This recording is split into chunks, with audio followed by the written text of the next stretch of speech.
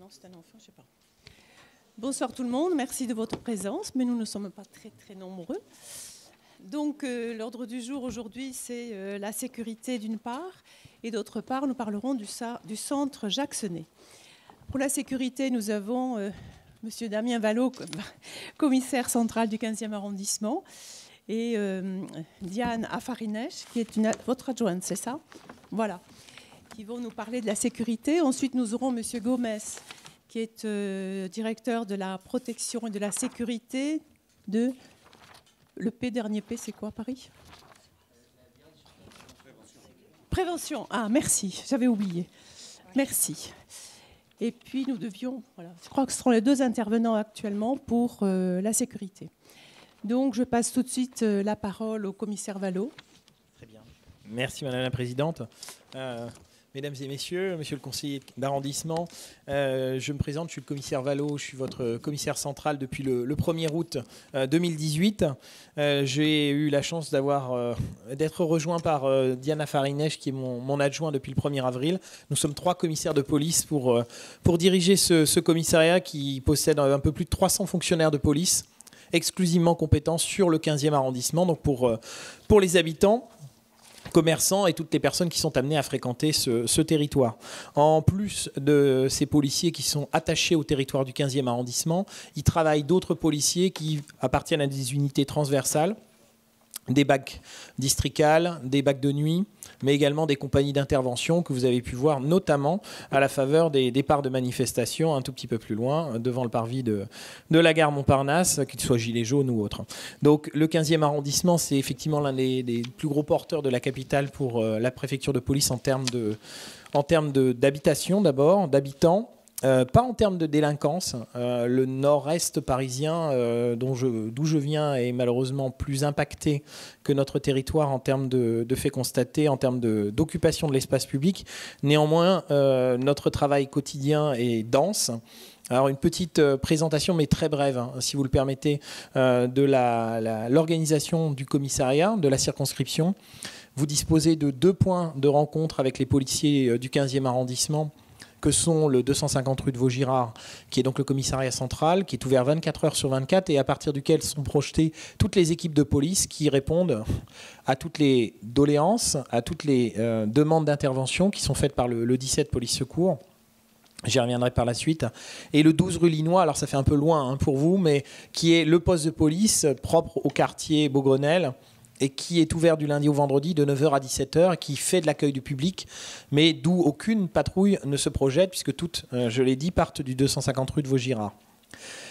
Comment provoquer l'intervention des services de police sur les problèmes auxquels vous pouvez être confrontés? On évoquera sans doute un certain nombre de sujets ou quelques questions que vous voudriez, ou quelques remarques que vous voudriez nous faire par la suite.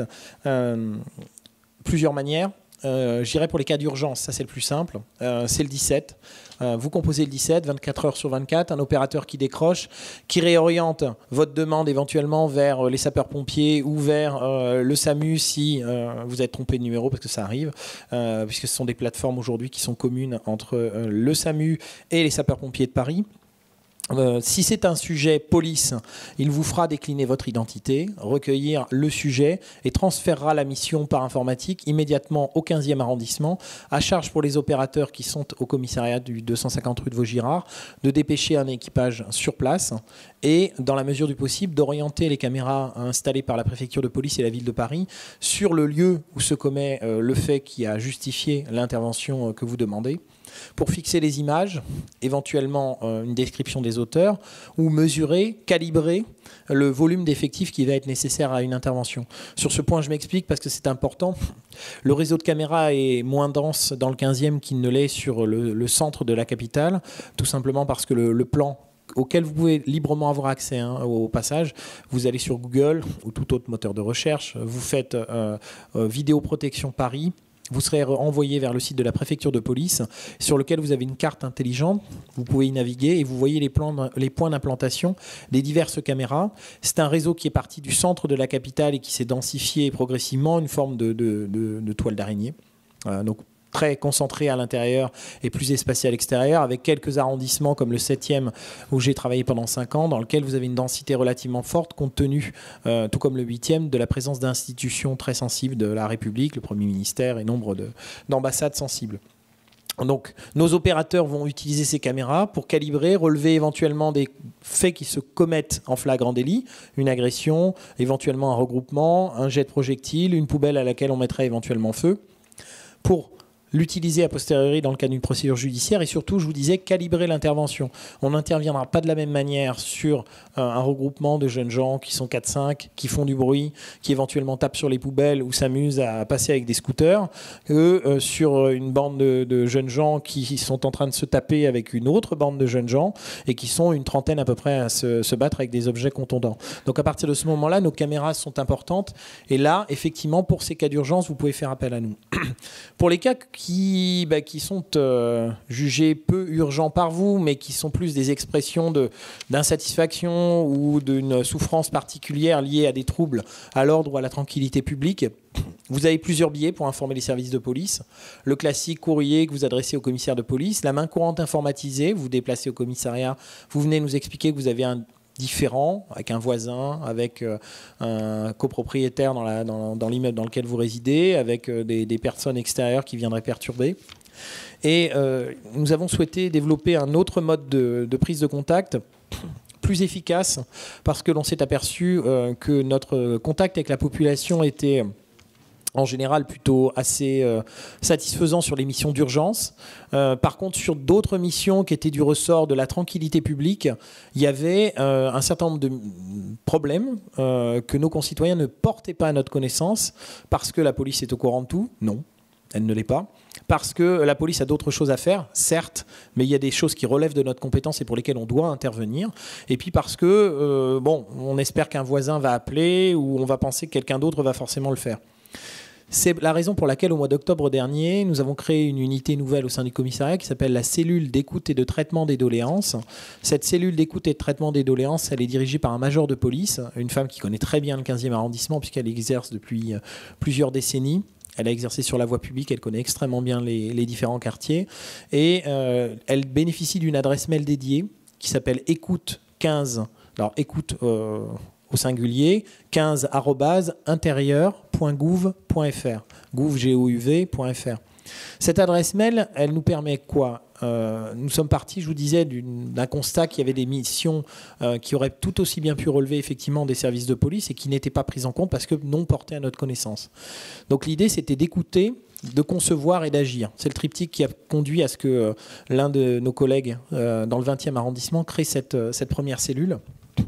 L'idée est donc d'avoir un contact privilégié avec la population, direct, une reprise de contact avec vous pour affiner le problème exact, savoir de quoi on parle, si c'est un problème de tapage, à quelle heure ça se passe, si c'est un problème de personne en errance qui viendrait faire ses besoins ou autre dans telle ou telle cage d'escalier, savoir quand est-ce que vous l'avez constaté, si on parle de la cage A, B, C, bref, d'avoir des informations précises pour guider ensuite nos équipages qui vont nous rendre compte. Et la plus-value que l'on a souhaité, la pierre angulaire, je dirais, de ce dispositif, c'est de pouvoir rendre compte directement à celui qui nous a appelé de ce qui a été fait. Savoir si nous avons été sur place, savoir si nous n'avons pas pu aller sur place, en tout cas dans les jours qui ont succédé, ou qui ont suivi, le signalement qui était le sien. Mais également de vous faire savoir les interpellations, les contrôles, les verbalisations, les gardes à vue éventuelles, le fait que la garde à vue a été levée, le fait que la personne a été déférée auprès d'un magistrat au tribunal de grande instance. Bref, de faire vivre auprès de vous le travail qui est effectué au quotidien et que je développerai par la suite pour vous donner quelques grands items statistiques. Je ne vais pas trop développer les statistiques, sauf si vous le souhaitez, hein, mais l'idée c'est surtout de vous expliquer aujourd'hui, voilà comment nous fonctionnons.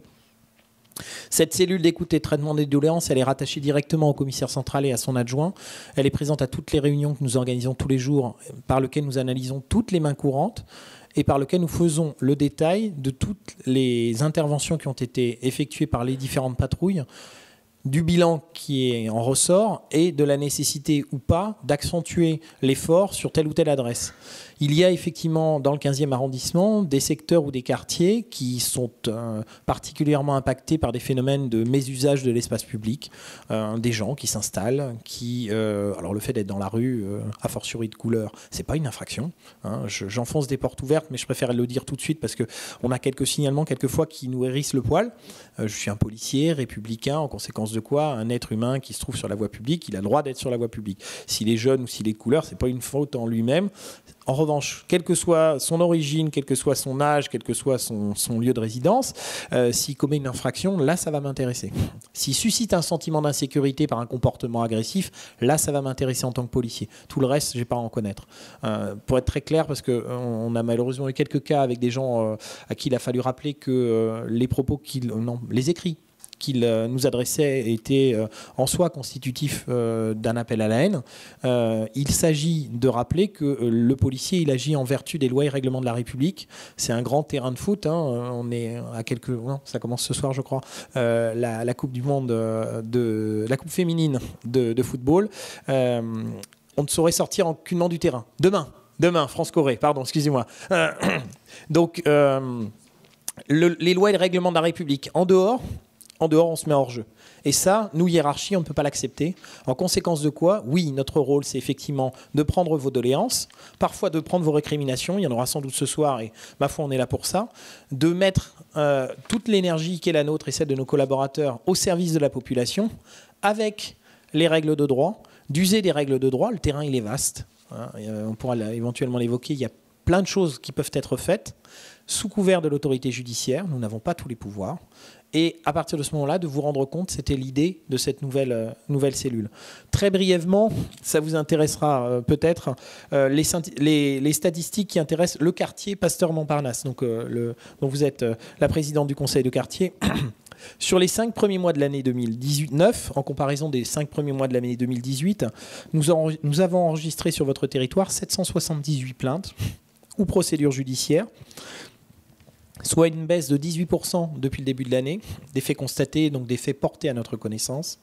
Pour l'essentiel, la baisse, elle est relativement importante et c'est un point qui est pour nous satisfaisant, même s'il y en a trop. Les cambriolages baissent de 37%.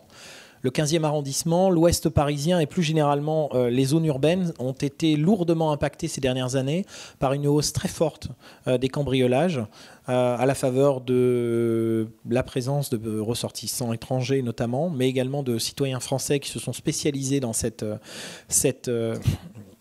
faits-là. Si vous me permettez un conseil, parce que c'est pas chaque semaine, enfin pas chaque jour, mais c'est au moins chaque semaine que l'on a des plaintes pour cambriolage où les victimes nous précisent que les clés de leur domicile étaient laissées dans la boîte aux lettres. Alors c'est malheureusement une pratique qui existe, qui permet de faciliter l'accès au domicile à des personnes qui sont prestataires de services, que sais-je, ou proches familiaux. C'est aujourd'hui absolument à prohiber. Je vous le disais, depuis plusieurs années, il y a eu une hausse des cambriolages. Cette hausse, elle est, semble-t-il, aujourd'hui au niveau national plutôt endiguée. Elle est en baisse sur votre quartier. Néanmoins, vous êtes confrontés, nous sommes confrontés à des professionnels de ces faits-là qui se sont effectivement développer des manières de procéder pour l'effraction, mais pour certains, ils sont plus intelligents et effectivement, ils ont constaté que le Parisien avait tendance, non pas à cacher sous son paillasson ou un pot de fleurs comme à la campagne, mais d'aller cacher les clés dans la boîte aux lettres, sous le courrier, en pensant que bien évidemment, on n'irait pas regarder. Ce que je vous dis là, c'est le fruit de constats relativement récents sur le 15e arrondissement. Je vous disais quasiment au moins une affaire par semaine, et surtout d'interpellations qui ont pu être réalisées avec des gens qui possédaient les clés, les mêmes que ceux des postiers, c'est-à-dire celle de la batterie de la boîte aux lettres, qui permet d'ouvrir toute la batterie et de fouiller en quelques instants une vingtaine ou une trentaine de boîtes aux lettres, et de, par la suite, entre 10h et 16h, parfois 17h, en général quand il y a peu de monde dans les immeubles, d'aller tester les clés quand l'étage n'est pas marqué sur la boîte aux lettres. Autre conseil, Les gens qui viennent vous visiter, a priori, vous connaissent. Sans doute ont-ils vos coordonnées téléphoniques. En conséquence de quoi, les précisions qui sont parfois apportées sur les boîtes aux lettres, hein, votre nom, votre prénom, votre étage, le numéro de la porte, etc. C'est sans doute pratique. Alors, je ne sais pas pour qui c'est pratique, pas pour vous, parce qu'a priori, vous résidez sur place, vous devez savoir où vous habitez. Mais c'est un bon indicateur pour des gens éventuellement qui sont malveillants. Je pense notamment à, là on parlait des faits de cambriolage, mais il peut y avoir également des vols par ruse, des gens qui viennent au domicile, se font passer pour des policiers. Nous travaillons en tenue d'uniforme et nous sommes venus aujourd'hui vêtus de la tenue d'uniforme d'été des policiers. Un conseil là-dessus, le policier il est porteur effectivement d'une tenue d'uniforme. S'il n'est pas en tenue d'uniforme, il est porteur d'un brassard, d'une carte de police, parce qu'il est en civil. Si vous avez un doute, et vous êtes un citoyen, vous avez droit d'avoir un doute, vous n'ouvrez pas votre porte de domicile à quelqu'un qui prétend être policier. Vous composez le 17 et vous faites vérifier par le 17 si effectivement c'est un équipage de police qui est en train de se présenter à vous. Vous êtes tout à fait fondé à le faire. Un policier en civil, il est porteur de sa carte professionnelle. Je vous dis en civil que je suis un policier. Vous êtes parfaitement en droit, en tant que citoyen, de me demander de vous présenter une carte professionnelle.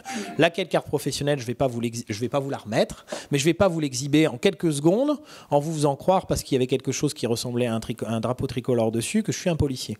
Le doute, finalement, doit vous habiter en tant qu'être humain. Je ne dis pas la suspicion, mais le doute, en tout cas. D'autres points, je vais raccourcir mon propos, mais d'autres points qui sont intéressants, les vols commis avec violence, c'est un point sur lequel nous sommes particulièrement vigilants. Sur le 15e arrondissement et sur votre quartier, c'est un item qui est relativement stable. Les vols à l'arraché sont plutôt stables sur cette partie-là. Néanmoins, ça nécessite énormément de vigilance de la part des effectifs de voie publique. Enfin, d'autres points qui méritaient sans doute également quelques précisions.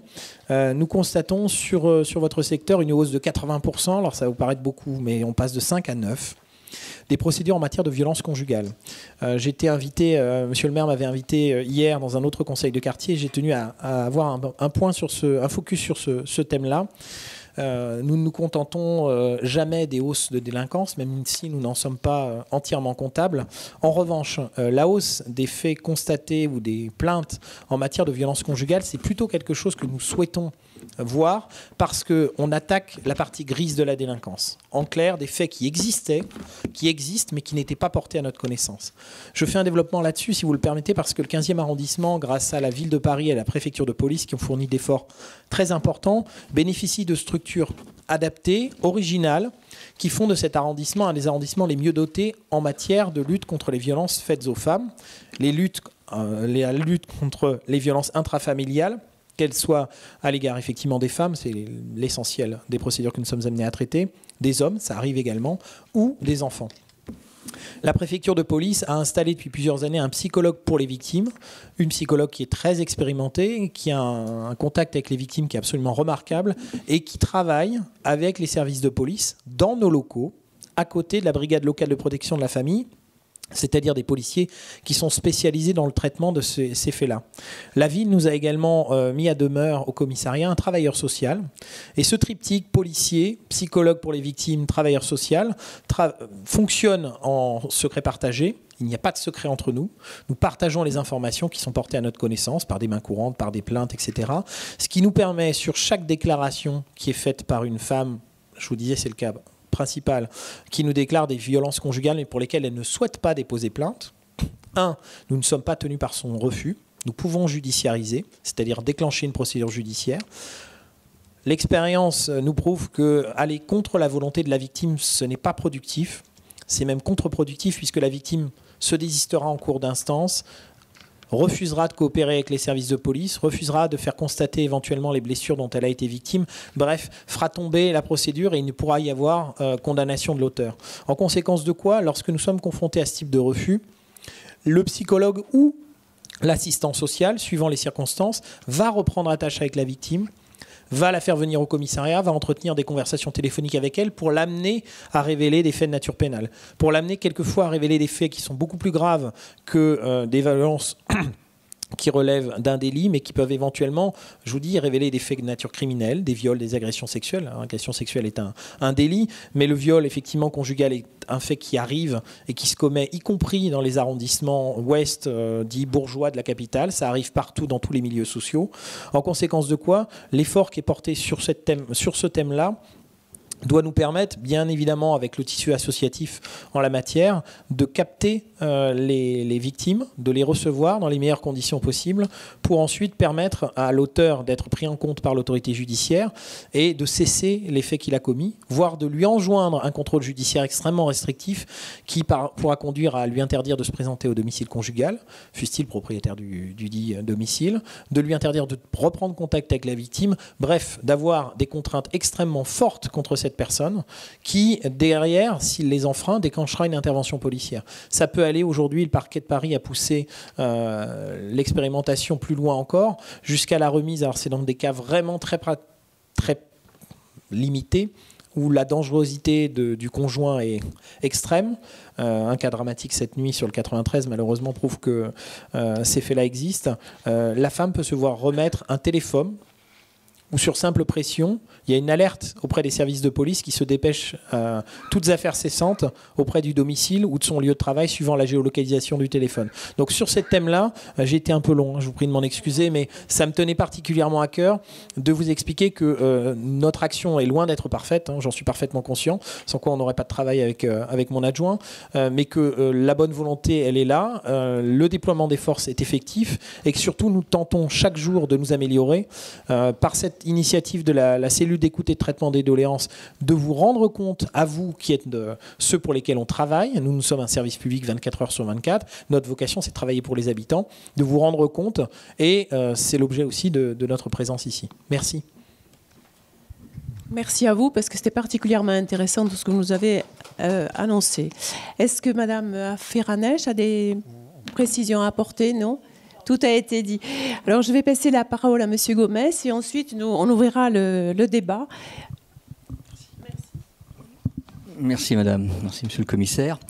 Donc, je vais bien me présenter. Donc, je suis Monsieur Gomez, donc je suis le chef de circonscription pour la DPSP. La DPSP, c'est la Direction de la Sécurité, de la Protection et de la Prévention, qui sera bientôt la future police municipale parisienne. Voilà. Donc, au jour d'aujourd'hui, c'est une direction qui est dotée d'environ 3200 agents avec des effectifs qui viennent de différents services.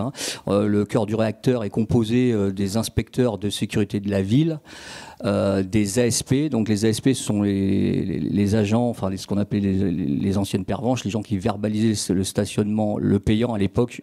Ils étaient affectés donc dans les commissariats. Donc ils ont rejoint la DPSP. Ils sont aujourd'hui dans une sous-direction qui s'appelle la sous-direction de la régulation des déplacements. Donc ils s'occupent de faire du stationnement gênant. Ils s'occupent aussi de toutes les problématiques, notamment de trottinettes, dont je vais vous parler puisque c'est un sujet un petit peu phare en ce moment. Donc, quelles sont les missions des agents de la DPSP ? En premier lieu, on s'occupe de la lutte contre les incivilités sur l'espace public.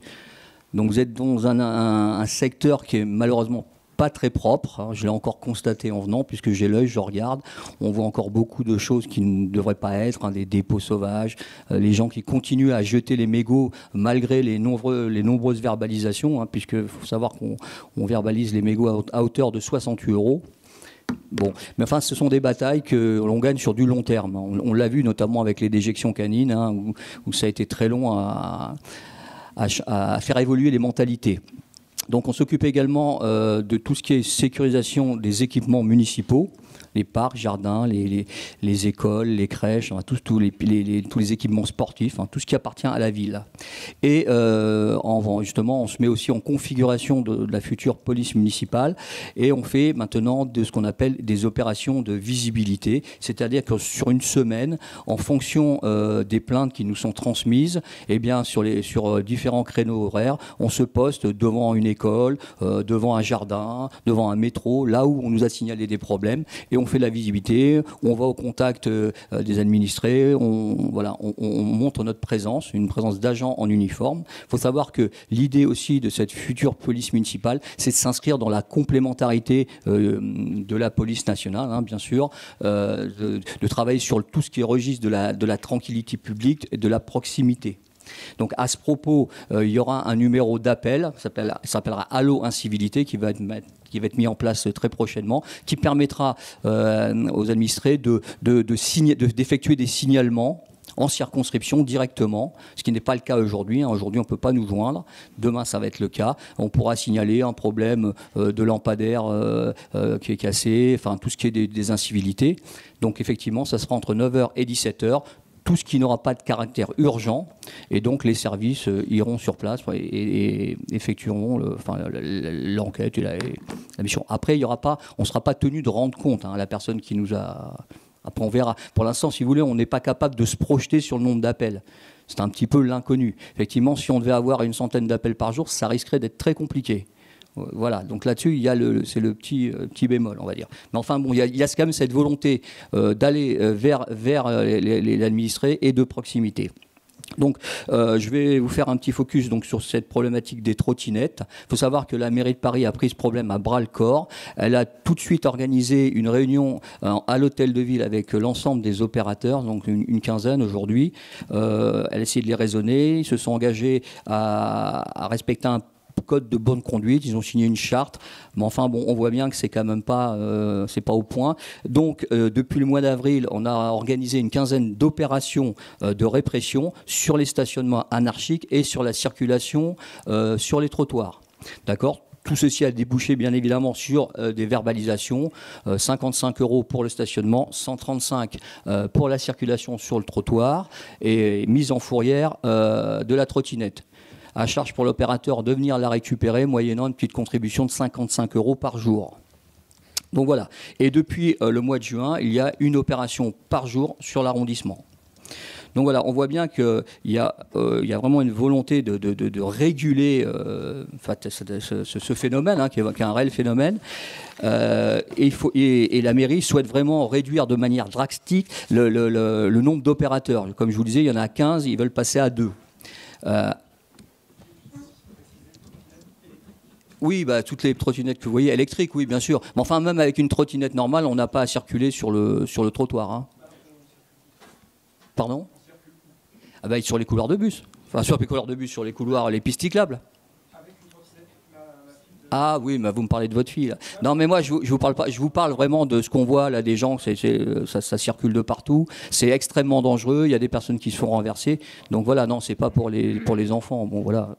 C'est de l'ordre du discernement. Donc à terme, ces trottinettes seront remisées sur des places de stationnement et la ville va installer des racks pour pouvoir les poser un peu à l'instar des Vélib. Donc ça, c'est le projet à venir très très rapidement. Donc voilà, donc ça c'est pour ce qui concerne les trottinettes. Donc comme je l'ai précisé au début de mon propos, on fait effectivement beaucoup de missions de lutte contre les incivilités sur le quartier, notamment aux abords de la gare Montparnasse, où il y a beaucoup aussi d'incivilités, des gens jettent les mégots, enfin bon voilà. Donc là on travaille sur le quartier. Le point noir, évidemment, c'est le secteur du square d'Alpera, qui nous a mobilisé beaucoup d'effectifs l'été dernier, savoir qu'il y avait énormément de problèmes, d'intrusions nocturnes. Les jeunes cassaient systématiquement les cadenas tous les soirs et ça nous obligeait à envoyer des effectifs pratiquement chaque soir pour la fermeture. On a travaillé avec la DEF qui nous a fourni des cadenas vraiment qui, là, pour le coup, sont très solides. Ça a vraiment réglé le problème. Depuis le début de l'année, là les beaux jours vont arriver, on a peu de signalements. Moi je passe au contrôle du commissaire, je ne sais pas où il en est à ce propos du square d'Alpera.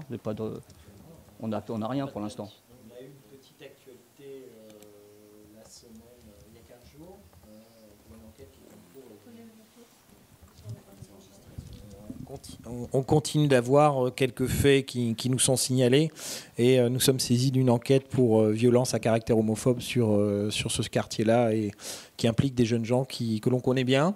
qui ont déjà été identifiés et qui vont être interpellés incessamment sous peu pour des faits graves, effectivement, visant des personnes homosexuelles dont ils savaient qu'ils étaient homosexuels et pour lesquels ils se sont livrés à la fois à des injures et des violences. Donc voilà, mais nous, concernant les dysfonctionnements dans le jardin, pour l'instant, on n'a rien. Néanmoins, l'année dernière, compte tenu de tout ce qui s'était passé, on avait quand même décidé, à la demande de monsieur le maire, d'introduire une dose de médiation, et on a créé un secteur pour les correspondants de nuit, enfin les médiateurs de nuit, on appelle ça des médiateurs. Alors, c'était une équipe qui est installée depuis une dizaine d'années sur le secteur duplex, qui travaille sur duplex Ballard, et qui lotent dans des quartiers un peu sensibles, qui sont capables de créer un peu de lien social, d'aller discuter avec les jeunes. Il n'y a pas la touche police, uniforme, tonfa, donc voilà, ça met un peu plus. Ils sont là un peu pour essayer de pacifier l'espace. Donc ils sont projetés sur ce secteur à peu près environ 2 fois par semaine. Et donc on a commencé au mois de janvier. Bon, c'était pour voir un peu, pour qu'ils prennent des contacts. L'idée, c'est qu'ils rassurent aussi les personnels des équipements qui sont installés dans le secteur, qui parlent aussi avec les nourrices, les personnes qui utilisent le jardin. Voilà. Donc on va voir ce que ça donne concrètement à partir des beaux jours. Donc voilà un petit peu pour ce qui est des problèmes qui sont rencontrés dans votre quartier. Donc là, je vais très rapidement vous faire une petite présentation de ce qui va venir, très rapidement maintenant, puisque ce sera début janvier, avec la création de cette future police municipale parisienne. Donc, en termes d'effectifs, on est déjà pratiquement à la cible. Il y a eu un recrutement de 200 inspecteurs de sécurité, donc futurs policiers municipaux, qui est en cours. D'accord ?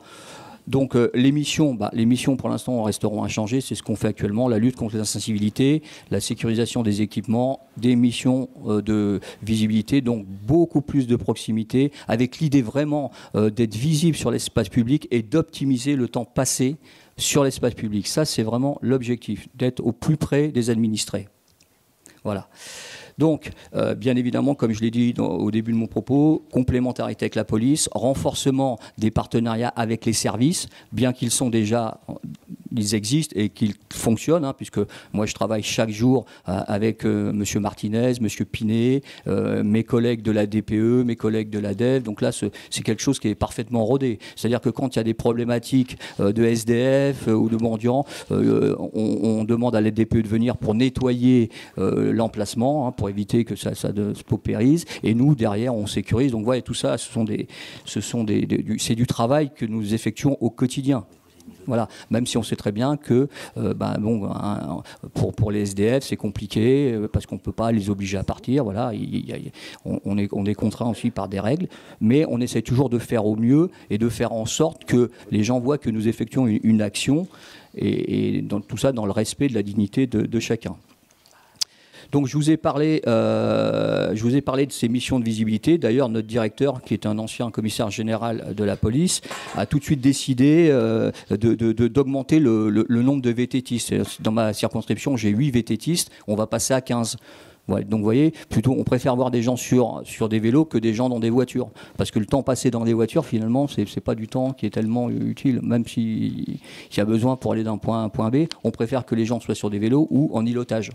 Donc ça va être aussi un des projets de faire de plus en plus d'îlotage.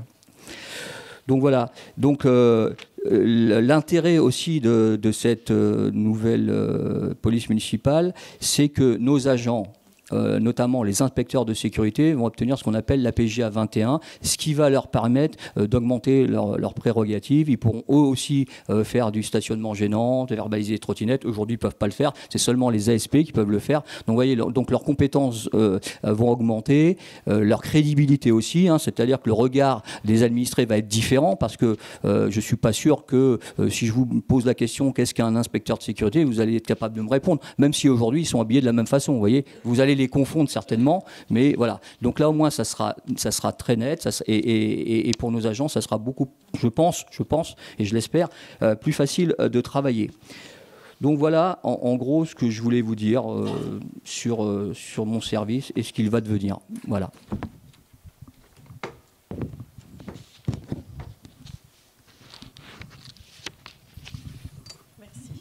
Merci beaucoup. Si vous voulez poser des questions par rapport à tout ce que vous venez d'entendre, là... Oui, oui, bien sûr, je vous en prie. Bonjour à tout le monde. Voilà, pardon de me permettre de prendre le micro maintenant, mais j'ai 3 réunions et 2 conseils de quartier en même temps, donc je vais devoir vous quitter prochainement. Voilà, je suis pour rien. Je voulais pas vous dire ça, mais compléter un tout petit peu sur la question des trottinettes, puisqu'il y a eu des annonces qui ont été faites aujourd'hui même, cet après-midi, par la maire de Paris, qui a pris des mesures supplémentaires.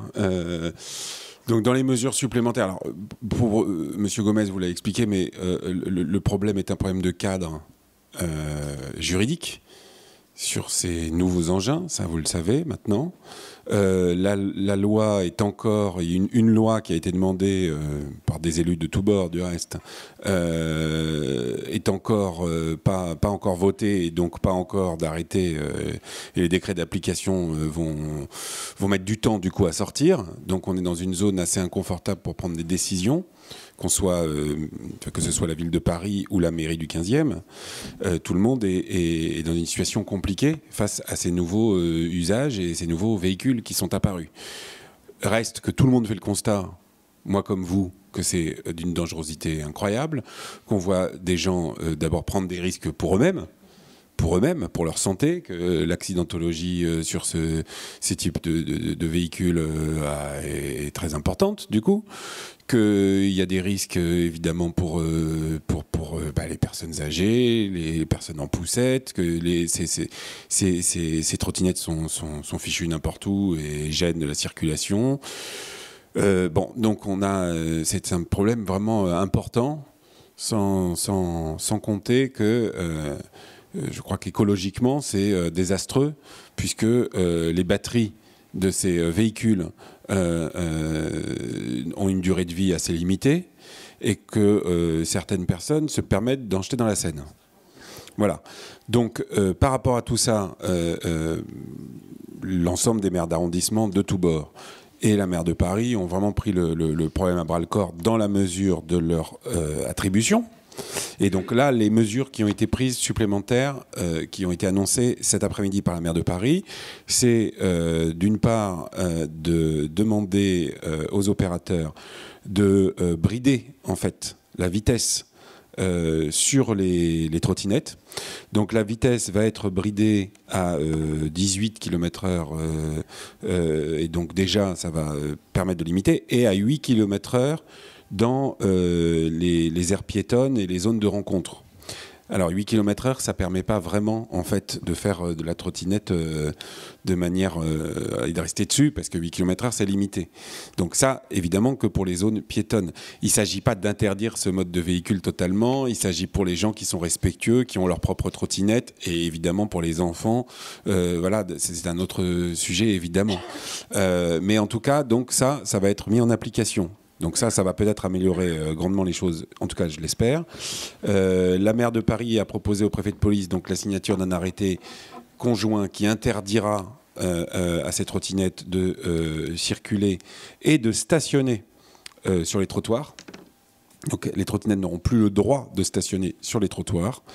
Et donc évidemment il va y avoir un travail pour faire enlever toutes les trottinettes qui y resteront, mais voilà, travail que les maires d'arrondissement, et dans notre arrondissement et dans tous les arrondissements parisiens, les maires d'arrondissement ont commencé à alerter tous les services possibles pour qu'il y ait des enlèvements réguliers de ces trottinettes. Et par ailleurs, il y a un autre problème sur le nombre, puisque je ne sais plus à combien on est, mais je crois à 20 000 ou un truc comme ça, enfin un truc délirant. Du coup, il y aura, dès que le cadre législatif sera mis en place, une action pour restreindre le nombre à Paris, avec un appel d'offres, je crois, un appel d'offres, pour un certain nombre d'opérateurs. Mais là, je crois qu'il y a 12 opérateurs. Donc, même économiquement pour eux, mais ça je m'en fous un peu, mais même économiquement pour eux, de toute façon, ça n'est pas pertinent. Et donc, pour réduire à 3 opérateurs, c'est ça l'idée, qui seront choisis avec une charte, avec des obligations. Voilà, ça c'est Et par ailleurs, dernière mesure, il y a un travail qui va être fait entre la préfecture de police, la ville de Paris et la PHP pour étudier Bon, s'il faut étudier, on sait que c'est dangereux, mais pour étudier l'accidentologie qui a lieu fortement sur ce type d'engin, et puis une campagne de communication pour inciter les gens à mettre un casque. Parce que c'est catastrophique. Enfin, moi, je vois des jeunes... mais voilà, je pense que les uns les autres, dans la salle, on est citoyens si on est dans un conseil de quartier. Et donc, du coup, on le dit aux gens qu'on voit passer. Mais les gens sont complètement inconséquents. Enfin, on voit des gens... j'ai vu des gens place du Châtelet traverser à deux, des mômes, sans casque. Oui, non, mais voilà.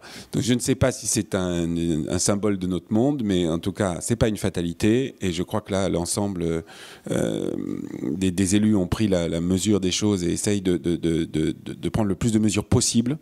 En tout cas, la maire de Paris a fait ses annonces cet après-midi. Donc ça vient en complément de votre propos, Monsieur Gomez.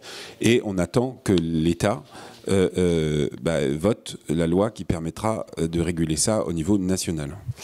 Voilà, pardon. Merci Florian. La discussion est ouverte. Si vous avez des questions à poser, il y a un micro qui se balade par là, je ne sais pas où il est. Non, mais il y a... Hein? Oui, c'est ça. Voilà, si vous avez des questions à poser, allez-y. Nous sommes là pour vous répondre. Là, monsieur. Bonjour mesdames, bonjour messieurs. Bon, ce que j'ai constaté, c'est que au niveau du Carrefour, boulevard de Vaugirard, boulevard Pasteur et rue d'Armorique, il est très difficile de pouvoir traverser parce que quand les panneaux clignotent et que le petit pictogramme du piéton est vert, on ne peut pas passer parce que les voitures foncent pour remonter vers la place de Catalogne, ainsi que les scooters, les motos et les vélos électriques. Alors c'est très très dangereux, et même par exemple quand on est à côté du magasin Picard, les voitures qui viennent du boulevard de Vaugirard ne tiennent pas compte des piétons qui veulent traverser alors que le petit piéton est au vert. Voilà. Et qu'est-ce que vous pensez faire pour améliorer la sécurité des piétons? Parce que ça peut être mortel, hein, je vous assure. Alors je vais vous dire, le piéton, moi je voudrais peut-être pas le dire, c'est peut-être à la mode, mais je suis un automobiliste. Néanmoins, au cours de ma brève carrière, j'ai toujours été convaincu que l'être le plus faible sur la voie publique, ça reste de toute façon le piéton. On l'a notoirement oublié pendant un certain temps, en mettant tout un tas de déplacements dits doux et en leur permettant de monter sur les trottoirs, de circuler. Alors je ne parle même pas des trottinettes parce que ce n'était pas encore le cas, mais rien que les vélos. Et le vélo aujourd'hui est quand même devenu un mode de déplacement très important, et tellement important qu'on se contrefiche de qui que ce soit sur la route parce qu'on est sur son vélo et que donc on doit être respecté, c'est clair.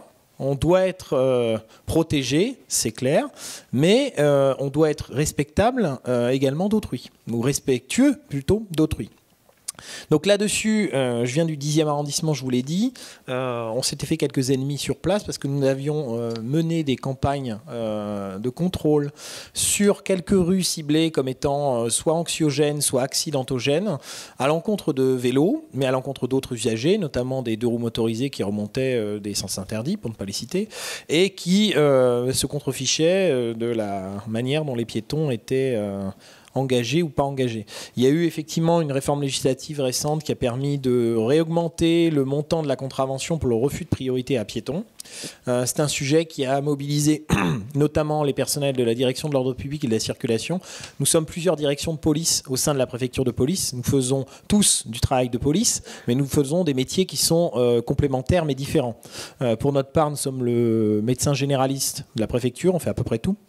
Et quand c'est trop compliqué, on passe la main à d'autres qui font du renseignement, de la police judiciaire ou pour l'ordre public, qui font de l'ordre public avec nous. C'est plutôt nous qui concourons à la charge qui est exercée par eux.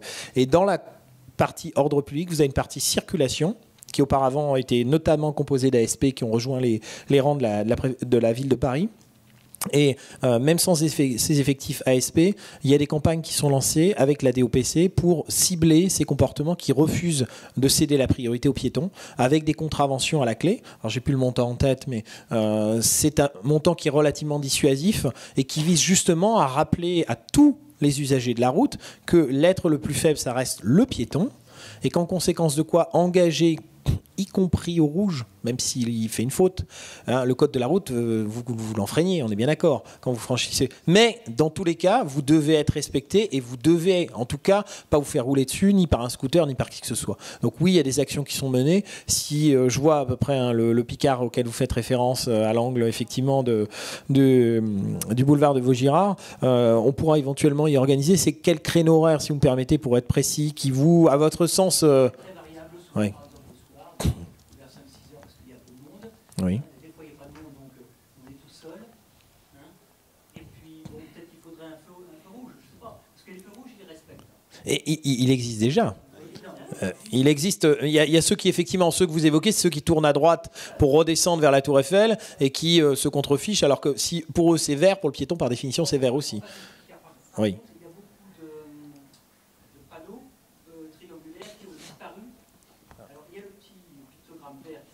Oui. Mais l'automobiliste ne voit pas que le pictogramme est au vert, vous voyez. Oui. Il y a aussi les deux côtés. Je dirais que le principe, en tant qu'automobiliste, hein, citoyen automobiliste, le principe, c'est fondamental, on apprend ça en école de conduite, hein, c'est qu'on doit céder la priorité à un piéton.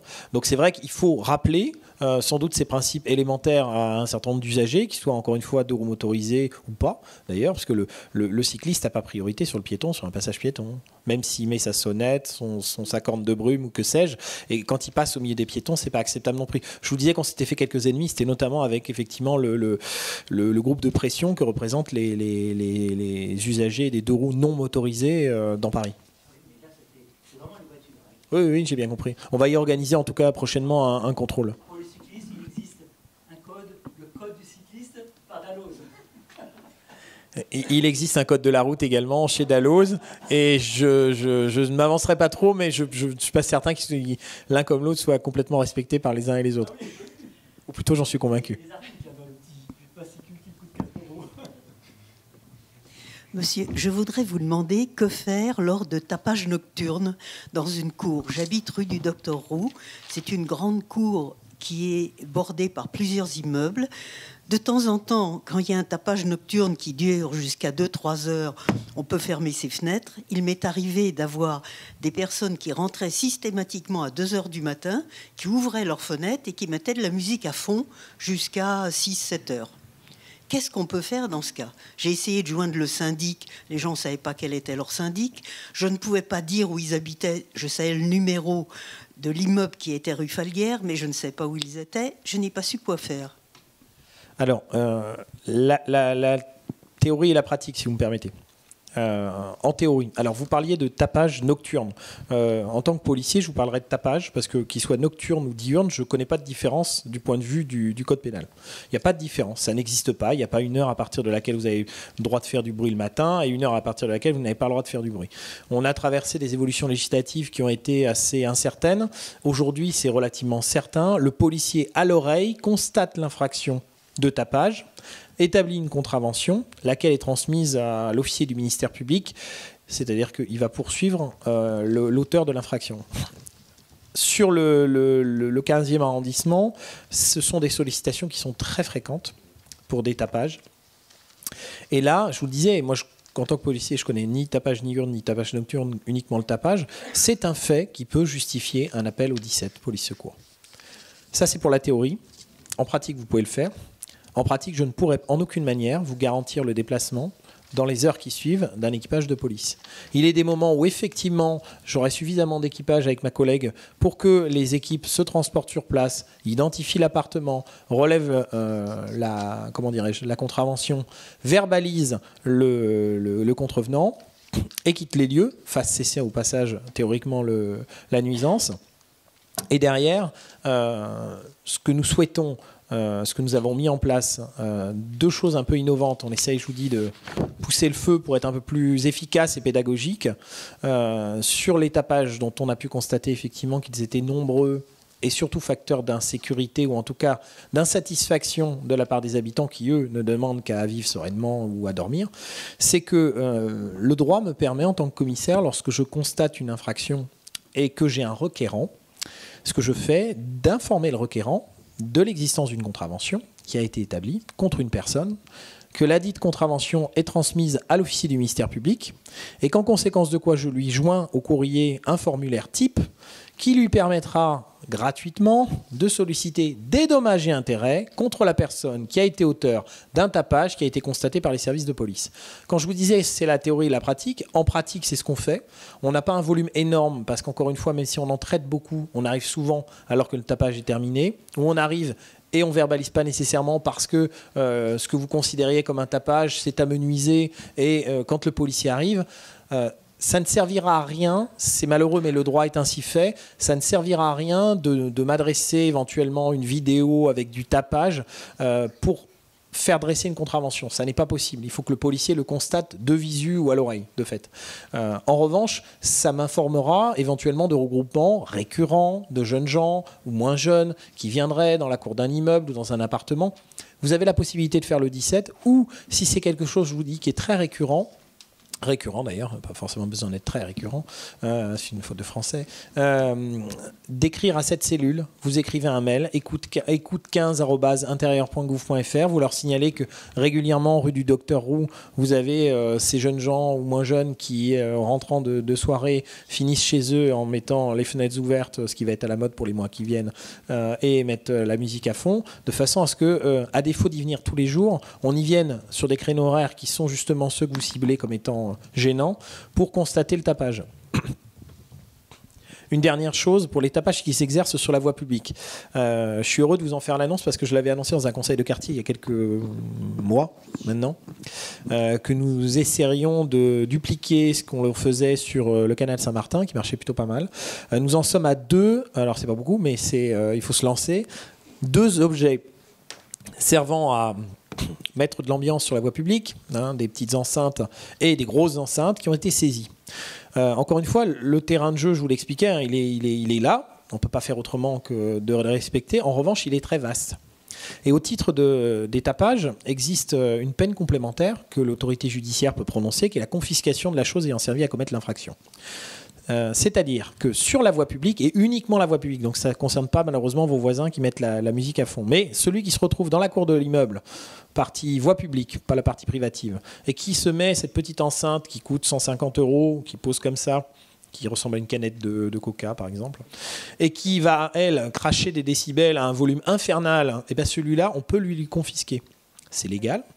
La chose n'est qu'appréhendée, puisque je n'ai pas pouvoir en tant que policier de confisquer quelque chose, je l'appréhende, je le mets sous scellé et je le mets à la disposition de l'autorité judiciaire qui, elle, quelques mois plus tard, prononcera la confiscation. C'est quelque chose qui marche pas mal. On l'a expérimenté sur le canal Saint-Martin plusieurs étés de suite, notamment sur les tam-tams parce qu'il y avait une réverbération sur l'eau qui était colossale et qui nuisait aux voisins, sur les amplis, sur les guitares. Bref, on a fait des photos pour communiquer auprès de la mairie sur ce qui avait été saisi. Et je puis vous dire que ça avait un effet notable sur une partie des soirées qui était apaisée pour les riverains.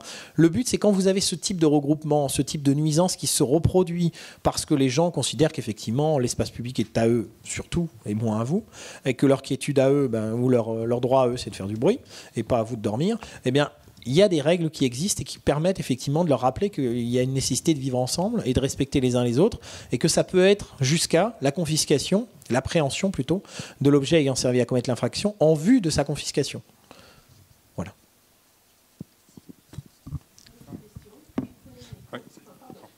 Bonsoir. Je vais vous parler de 2 choses. Au niveau circulation routière, rue du Cotentin, je crois que c'était lundi 19 mai, je ne suis pas sûr des dates, j'étais témoin d'un accident impliquant un chien de bonne taille, et donc écrasé par une voiture sur le passage piéton.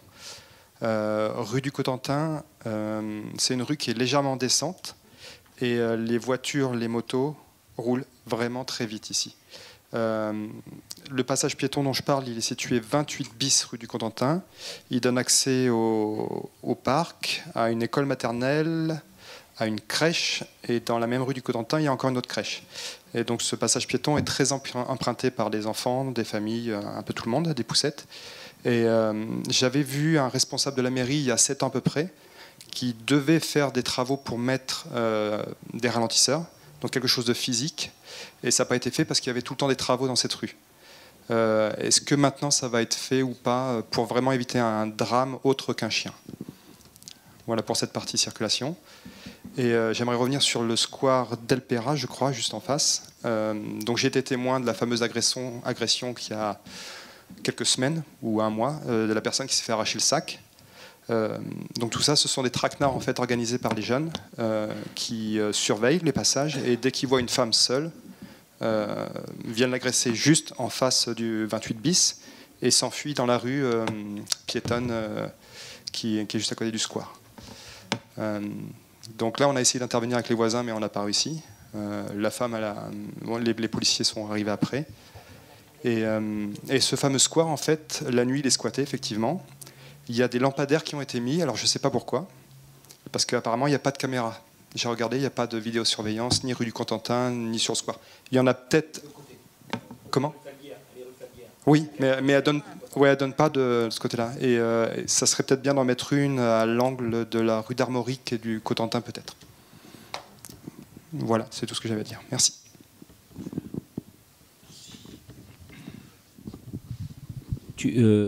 Peut-être Hubert Martinez, qui est adjoint au maire en charge de la sécurité, qui peut peut-être répondre sur le point. Petite phrase. Pour le square d'Alpera, le maire a demandé des caméras. Au préfet de police, Pour le square d'Alpera, le maire a demandé aussi environ 1 an des caméras aux abords du square d'Alpera. Voilà. On en a demandé, je crois, une 12aine pour l'ensemble de l'arrondissement. Le square d'Alpera était la priorité. On n'a pas eu de réponse depuis. Voilà. Il faudra peut-être relancer cette demande de caméra. Et en parallèle, le prédécesseur du commissaire central, je crois, ou toi-même peut-être, avait fait aussi une demande de caméra qui avait dû être préparée par le major Lévesque. Et on avait travaillé en concertation. Donc sur nos demandes de caméras, les 3/4 des caméras demandées se couvraient des deux côtés. Voilà. Moi, je vais vous répondre, monsieur, sur le dodane, le ralentisseur. Je sais pas, en province on dit dodane, à Paris on dit ralentisseur, on dit gendarme couché aussi en province. C'est assez joli d'ailleurs, gendarme couché. Alors, en effet, il y a eu énormément de travaux à cet endroit-là. Il y a eu le CPCU, ensuite ils ont refermé, ils ont réouvert, ils ont fait passer l'électricité, puis après l'électricité ils ont refermé, ils ont fait passer l'eau, après l'eau ils ont fait passer le gaz, après le gaz ils ont fait... Bon bref, ça a été l'horreur.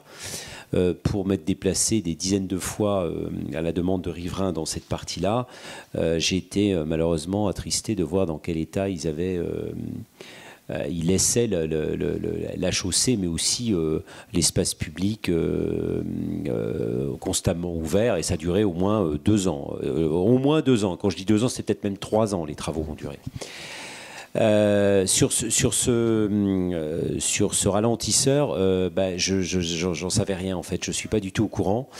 Donc vous me dites que c'est devant le 21, donc c'est 28, donc c'est au niveau du carrefour à peu près, ou un tout petit peu plus bas. D'accord. Oui, elles arrivent très vite à cet endroit-là. Écoutez, moi je le note et je vais relancer parce que effectivement, j'ignorais cette. Elle est tout à fait justifiée parce que je vois très bien où c'est. Effectivement, ils vont extrêmement vite. D'ailleurs, c'est la même chose Cotentin-Armorique. Dans les deux rues qui descendent, les voitures descendent extrêmement vite et c'est extrêmement dangereux. Donc, à la limite, il faudrait que sur les 2 rues en question, il y ait des ralentisseurs. Bon, je retiens la demande que vous faites, surtout si elle a été faite déjà il y a 7-8 ans. Je ne sais pas, peut-être que les services de la ville... Bon, c'est très compliqué ces histoires de ralentisseurs. Parce que souvent on nous oppose le fait qu'il y a des bus, comme il y a des espèces de bus, vous savez, à rallonge là, avec des soufflets. Là. Alors il paraît que les bus à soufflets, c'est très compliqué. Il passe une partie qui passe, l'autre partie passe mal. Il y a toujours des tas d'excuses que nous met la voirie devant la figure et nous on se bat les élus très souvent pour que on multiplie ces ralentisseurs parce que effectivement parce que comme de toute façon la circulation devient de plus en plus difficile dans Paris, dès qu'il y a une rue où il n'y a pas de circulation, parce qu'il y en a quand même quelques-unes où il n'y a pas de circulation, les gens accélèrent encore plus. Donc, étonnamment, comme tout est bouché partout, des petites rues, comme les petites rues, elles sont pas petites, mais c'est pas les grands axes, hein, qui sont maintenant de plus en plus empruntés par tous ceux qui ont envie de ne plus emprunter, en particulier le boulevard Pasteur et les autres, roulent extrêmement vite dans ces endroits-là. Donc moi, je vais relancer cette demande parce que effectivement, elle se justifie totalement. De notre côté, nous organiserons des contrôles routiers parce que rue André Gide, qui est un sens unique, plusieurs riverains nous avaient signalé qu'il y avait des personnes qui avaient pris l'habitude, plusieurs véhicules effectivement, de l'emprunter à contresens régulièrement parce que c'était un gain de temps, semble-t-il, assez au bout quand il s'agissait de redescendre vers Procession. Donc là, c'était pratique.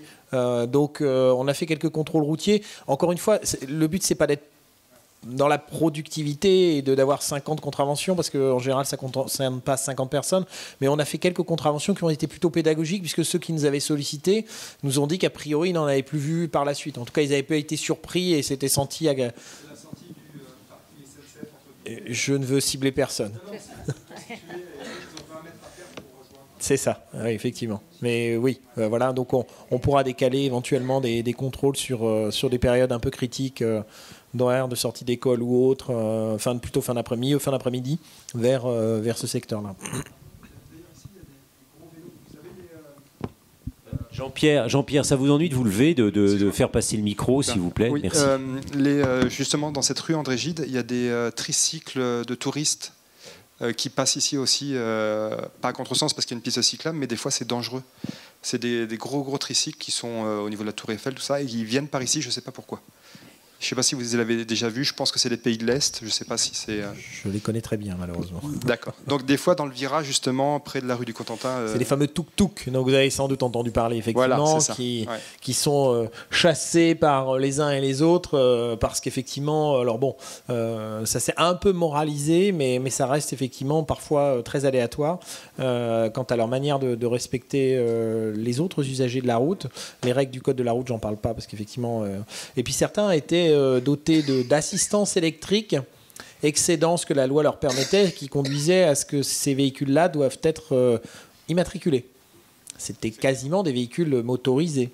Vu la vitesse, alors je vous épargnerai parce que moi-même je m'y suis un peu perdu sur le nombre de joules qui étaient développés par l'assistance électrique qui faisait basculer d'une catégorie à une autre. J'ai été anciennement dans une des fonctions précédentes sur le 7e et c'était un sujet que nous connaissions bien. Mais effectivement, le déport des tuk-tuk sur la rue André Gide, ça par contre, ça n'avait pas été porté à ma connaissance. Je suis tombé nez à nez avec eux dans un virage et ouf. Et puis pour compléter ce que vient de dire le commissaire sur les tuk-tuk, ils sont aussi équipés de sonos extrêmement bruyantes et ils sont effectivement respectueux de rien du tout puisqu'ils passent à très tard la nuit avec des musiques des années 60, 70 qui sont d'ailleurs qui nous rappellent notre jeunesse, mais bon, enfin à 3h du matin c'est pas très agréable, mais ils sont équipés de sonos très fortes et monsieur Gomez le sait. Il court après eux, mais il n'arrive pas à faire baisser le volume. Mais bon, ça va peut-être venir. Mais c'est une catastrophe quand même. Hein. Oui, effectivement, on connaît bien le problème, moi je travaille également dans le 7e, donc sur le secteur de la Tour Eiffel, c'est un vrai fléau, et ça fait des années qu'on essaye de trouver des solutions. Et pour ce qui est de ces tuk-tuk dotés de sonos, moi j'ai donné des consignes à chaque fois qu'on arrive à en coincer un, de lui mettre contravention au titre de la nuisance sonore. Donc voilà, c'est vrai que je crois savoir que sur le 15e, on les voyait parce qu'ils remisaient leur tuk-tuk dans un parking. Alors c'est ce qui nous avait été dit, c'est ça, monsieur Martinez? Voilà, c'est ça. C'est peut-être pour ça que vous les rencontrez, mais ils sont plutôt basés côté Tour Eiffel, côté... voilà. Il fut un temps où les tuk-tuk étaient même remisés rue Falguière. Rue Falguière, à l'emplacement derrière la nouvelle crèche, là.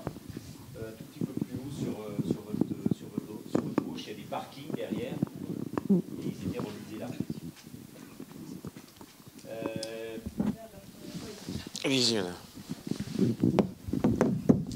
Oui, j'habite au 33 rue du Cotentin et en fait, il y a des jeunes qui vont dans le parking et qui ferment la porte pour accéder au parking avec le bouton rouge. Et un dimanche après-midi, j'ai voulu rentrer dans le parking avec mon badge, impossible. Donc j'ai laissé ma voiture comme ça, j'ai fait le tour à pied pour aller voir ce qui se passait. Et en fait, il y avait des jeunes dans le parking, au fond. Je pense que c'est eux qui ferment... En fait, donc j'ai tourné le bouton rouge, là, qui est revenu. Après, j'ai utilisé mon badge. La porte s'est ouverte et j'ai pu rentrer avec la voiture. Je ne suis pas trop allée les voir au bout. J'ai juste jeté un coup d'œil. Ils étaient avec des canettes, ils rigolaient. Enfin bon. Voilà. Donc, c'est arrivé le 5 mai. C'était les longs week-ends. C'était le week-end le pont avec le 1er mai. Et effectivement, c'est quand il n'y a pas grand monde qu'ils vont dans ce parking. Et je les ai vus aussi alors derrière, je ne sais pas si c'est les mêmes, hein, qui grimpaient sur l'école maternelle. C'est ceux-là qui nous avaient été signalés. Les voisins nous ont signalé. Des voisins nous ont signalé cette situation. Je crois même que l'un des habitants de l'immeuble a échangé avec la CETD sur ce problème. Face à une situation comme ça, comment réagir? C'était peut-être... vous pouvez effectivement faire le 17. L'intrusion par personne extérieure au sein d'une copropriété, en soi, c'est pas une infraction pénale. S'il dégrade pas, bon là, il y avait peut-être des questions à se poser, mais s'il dégrade pas, il n'y a pas d'infraction pénale. Néanmoins, nous, on est fondé à leur demander de sortir. Si on est requis, je profite de cette occasion parce qu'on a souvent ce discours avec les dialogues avec les habitants, un policier est compétent sur la voie publique ou s'il est requis en tout lieu. Requis, ça veut dire que vous faites appel au 17, vous nous hélez dans la rue, etc. Si vous nous signalez un problème dans une partie privative, dès qu'on franchit la porte qui sépare l'espace public de votre copropriété ou de votre immeuble, on est dans un espace privatif. Si vous nous signalez un problème récurrent, type occupation de jeunes gens, type SDF qui viendrait s'installer, uriner, faire que sais-je dans les parties communes, un policier légalement ne peut pas entrer sans avoir été préalablement requis à l'intérieur d'un lieu privé. Je ne parle pas de vos domiciles, parce qu'il y a 3 catégories encore. Mais il ne peut pas y entrer. Pour pouvoir y entrer, il faut que vous, copropriété, donniez l'autorisation aux forces de police. Ça se fait en général alors ça se fait beaucoup ça se fait systématiquement, pour être très précis, avec les bailleurs sociaux, Paris Habitat, RIVP, etc.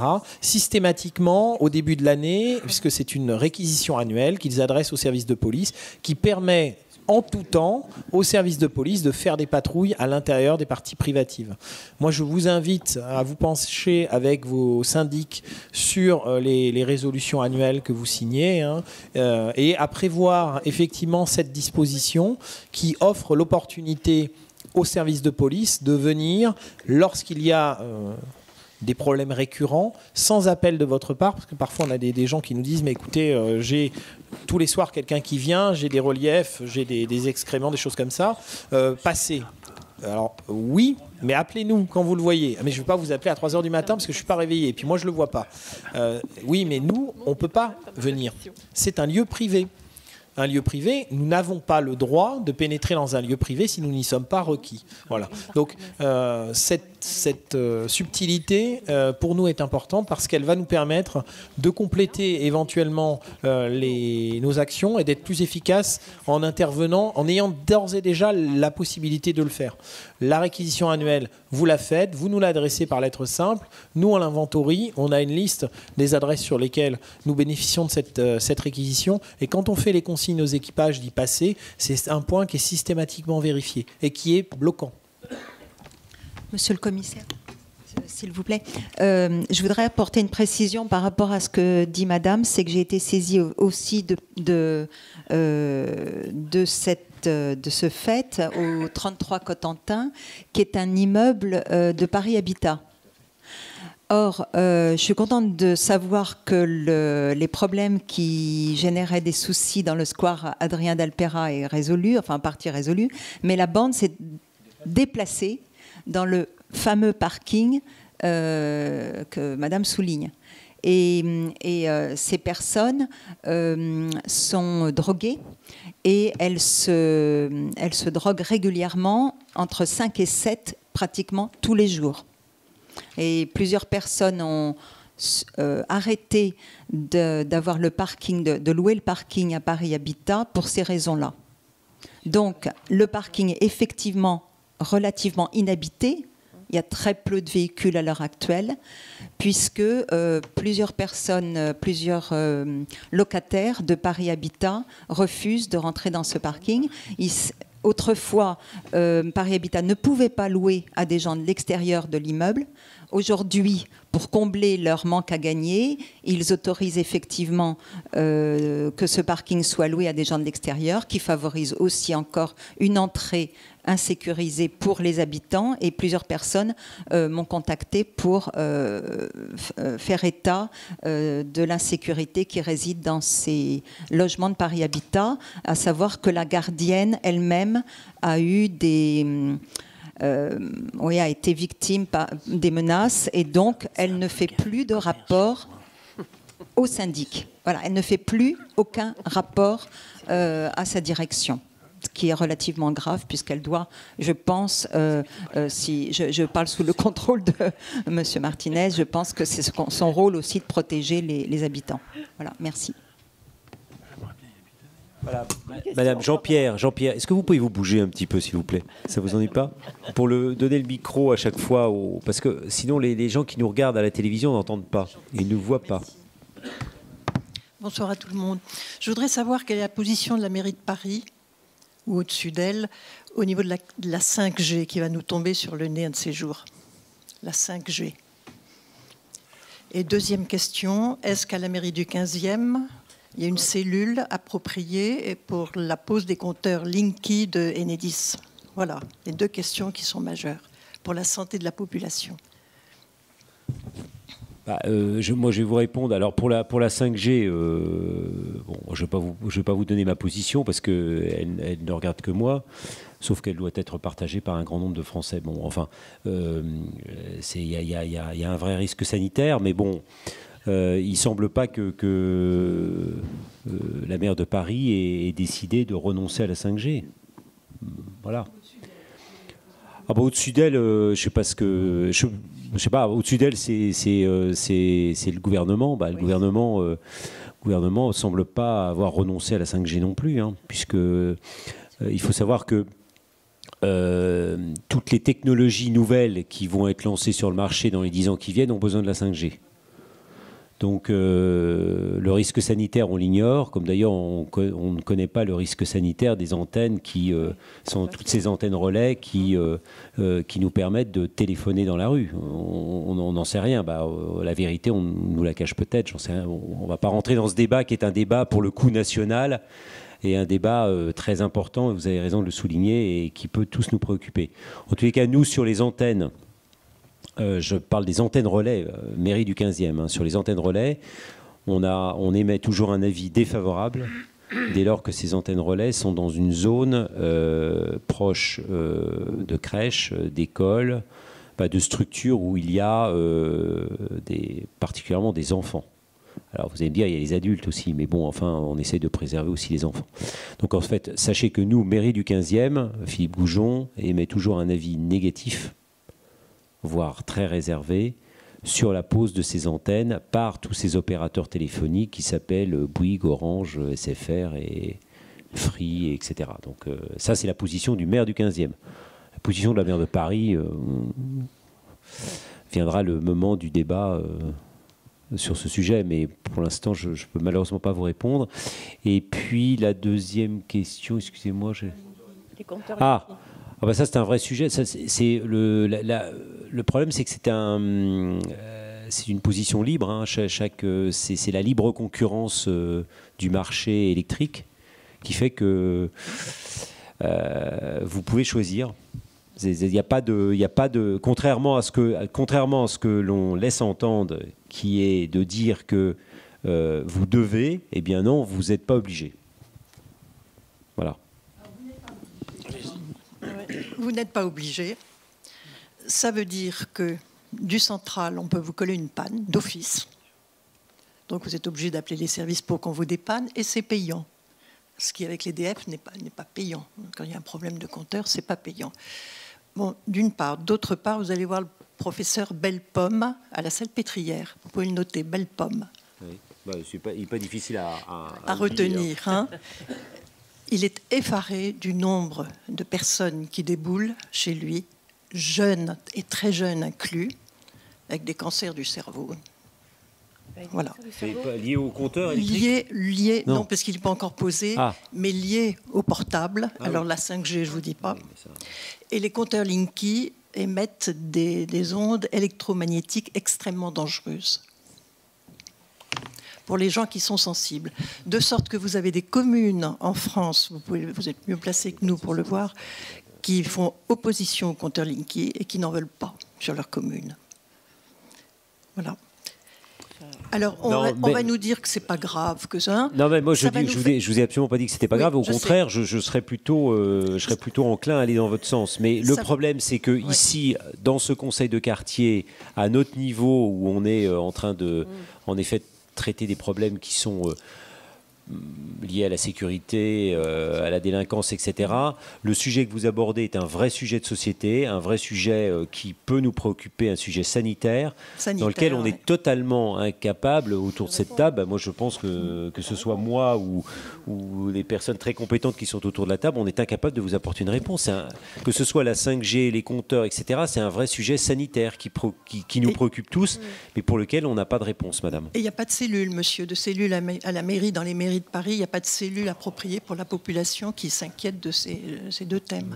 Je pense qu'il doit y avoir, à la mairie de Paris des personnes qui réfléchissent à ce genre de sujet, mais à nous, à la mairie du 15e, je suis désolé de ramener ça à la mairie du 15e. À la mairie du 15e, moi, la seule chose que j'ai pu vous dire, c'est sur la position du maire du 15e sur les antennes relais de la téléphonie mobile posées sur les immeubles pour lesquels on donne un avis et pour lequel notre avis il est très clair, très tranché et très direct, et je vous l'ai donné tout à l'heure. Mais nous, c'est la seule réponse que je peux vous faire ce soir par rapport à la mairie du 15e arrondissement. Je suis désolé. Donc pas de cellules appropriées. Pour le Linky non plus, parce que vous avez des communes en France qui se... Oui, ça c'est vraiment la mairie centrale, c'est Madame Hidalgo, c'est pas la mairie du 15e arrondissement. Je suis désolé. Merci monsieur. Je vous en prie. D'autres questions sur le sujet de la sécurité, délinquance?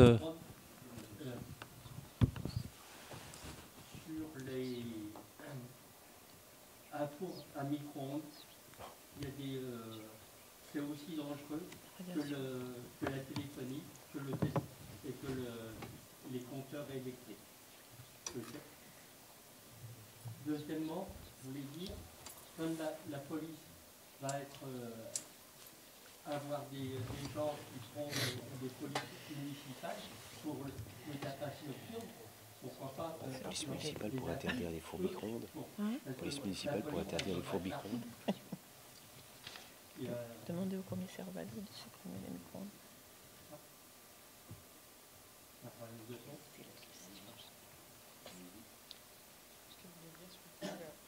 Vous m'entendez? Oui. Voilà. C'est mieux. La police municipale peut intervenir maintenant pour pouvoir les tapages nocturnes, parce que la police nationale ne peut pas être partout. Monsieur Gomez. Comme je l'ai expliqué au début de mon intervention, la police municipale ne remplacera pas la police nationale. Les administrés pourront joindre la police municipale dans le cadre de signalements non urgents, mais pas dans le cas d'une intervention qui nécessiterait vraiment de faire venir des effectifs immédiatement. D'accord. Après, cela dit, peut-être dans le temps ça évoluera, mais je ne pense pas. On restera sur les missions que l'on exerce actuellement, je les ai déclinées tout à l'heure, et tout ce qui est problème d'intervention sur ce type d'action, ça restera du domaine de la police nationale. Comme le micro ne marchait pas tout à l'heure, je tenais à dire que les fours à micro-ondes, c'est aussi dangereux que la téléphonie mobile et que et on peut faire des meurtres avec un micro-ondes. Non, mais je suis d'accord avec toi sur le micro-ondes, mais bon, chacun prend ses responsabilités. Ceux qui veulent plus de micro-ondes chez eux, ils en achètent plus. Voilà.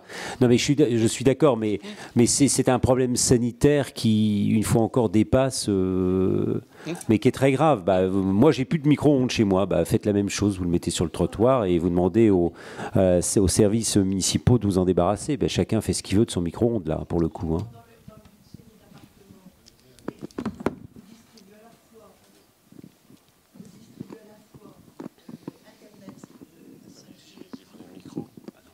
Vous êtes dans votre appartement avec une série tous les appartements sont les mêmes. C'est devant la bouche, c'est là. Tous les appartements sont les mêmes.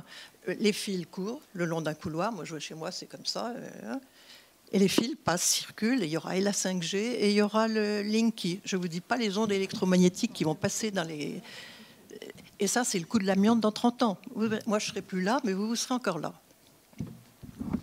Voilà. Alors je sais, dans 30 ans, je sais pas, je sucrerai les fraises à mon avis. Et vos enfants seront là. Non, mais vous avez raison. Mais ce que je veux dire, ça, Madame, on est tous d'accord sur tous ces constats. Le problème, ça, c'est vraiment un problème de copropriété. Vous n'êtes pas obligé de faire passer la copropriété décide de ce qu'elle veut faire passer dans ses immeubles. Vous voyez, sauf si vous êtes dans un immeuble de la ville de Paris ou d'un bailleur à vocation sociale et pour lequel là. La ville de Paris a quelque chose à dire, mais chacun fait ce qu'il veut dans sa copropriété. Si vous voulez pas que la 5G rentre chez vous dans votre copropriété, vous pouvez décider dans un conseil syndical de ne pas l'avoir. Vous savez bien que globalement, c'est une affaire de lobby et d'argent. Vous le savez très bien. Ah oui, voilà. Ça c'est oui. Voilà. Oui, je sais bien, madame. Alors maintenant, dans les copropriétés, vous avez souvent, comme c'est la mienne, beaucoup plus de locataires que de propriétaires. Les locataires, donc, viennent jamais aux assemblées générales. Les propriétaires, on n'est pas très nombreux. Et puis voilà, et puis c'est très difficile de gérer un problème comme ça. Bon, c'est pas drôle, madame, vous savez, c'est pas drôle pour les générations. Non, mais je sais très bien que c'est pas drôle, mais c'est un problème qui nous dépasse. On ne peut pas le régler ce soir et on ne peut pas prendre en compte votre demande. Je vous dis, il y a des mairies qui s'y opposent. Alors c'est pour ça que je posais naïvement la question si la mairie du 15e a une cellule qui peut s'oppose à quoi, madame? Les mairies qui s'opposent à quoi? Vous avez des mairies en France qui s'opposent à l'installation des compteurs Linky pour toute une ville ou tout un village. Donc c'est pas par hasard. Et ça va nous faire le coup de l'amiante dans 30 ans, vous allez voir. Oui. Parce que jamais il y a eu tant de problèmes C'est un problème qui nous dépasse. Oui, vous voulez intervenir? Non, mais je vais laisser la parole au commissaire qui vient de me donner une information dans l'oreille qui est intéressante. Donc ça vous ennuie pas de... Encore une fois, la question de la dangerosité excède mon... Voilà, je ne suis pas professionnel dans ce domaine-là. Je me contenterai uniquement d'exposer les questions de sécurité.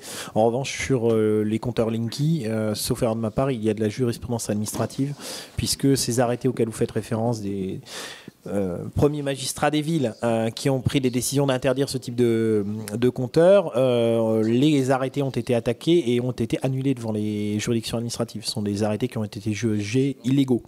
En conséquence de quoi, ces villes en fait n'ont pas le pouvoir ou n'ont plus le pouvoir ou ont pris des décisions qui ont été jugées irrégulières par plusieurs juridictions administratives.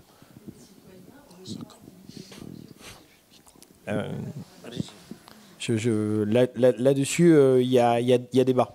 Il semble que la propriété, en tout cas, ce qui est certain, c'est que la propriété du compteur n'est pas celle du propriétaire, du locataire, de l'appartement, elle est celle du fournisseur d'énergie.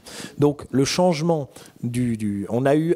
Alors, sous l'angle sécurité, parce que c'est toujours sous l'angle sécurité que nous devons appréhender les choses en tant que commissaire de police, nous avons eu des personnes qui se sont présentées au commissariat en souhaitant intenter des actions contre leurs fournisseurs d'énergie pour le vol de leur compteur. Nous avons analyser la situation très vite. Et d'ailleurs, aujourd'hui, le débat est clos. Le compteur ne leur appartient pas, en conséquence de quoi le changement de compteur, si vous voulez, ne peut pas être attaqué sous l'angle du droit pénal et sous l'acception du vol. Après, la mise en danger de la vie d'autrui, ce genre d'autres incriminations, libre à vous, les voies de droit existent. Ça me paraît hasardeux, mais en tout cas, libre à vous ou à toute autre personne d'intenter ce type de recours. Mais je ne sais pas s'il pourra prospérer. Merci beaucoup. Bon, si vous voulez bien, on va arrêter la discussion sur la sécurité et on va passer au second, au second sujet sur le centre de santé Jacques Senet qui va nous être présenté par Monsieur Mazzotta, directeur général de ce centre. Merci. Je vous en prie. Bien, bonsoir à vous. On va changer un peu de sujet, sans transition, même si effectivement je pense qu'il y a un lien entre l'augmentation des patients des services de traumatologie et des trottinettes dont on a parlé tout à l'heure. Voilà. Et sinon, pour vous, madame, que je vous invite à venir vous faire soigner au centre, et comme ça, dans 30 ans, vous serez toujours avec nous. Voilà. Eh bien, c'est très bien, madame. C'est pour ça que dans 30 ans, vous y serez encore. Eh bien, a priori... alors, on va... Je pense qu'il y a eu...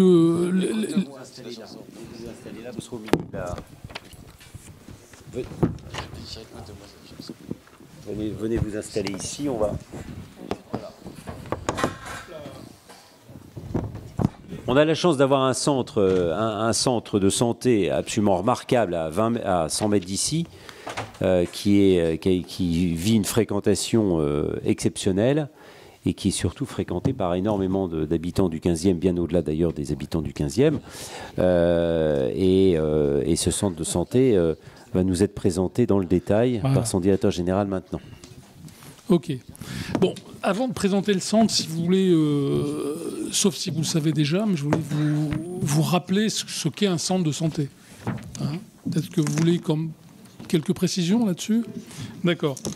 Donc, un centre de santé, c'est une structure qui dispense des soins de premier recours, enfin de premier et voire de deuxième recours, hein, et sans hébergement. Donc, on n'est pas une structure hospitalière. On réalise des actions de santé publique, de prévention et d'éducation thérapeutique pour les patients.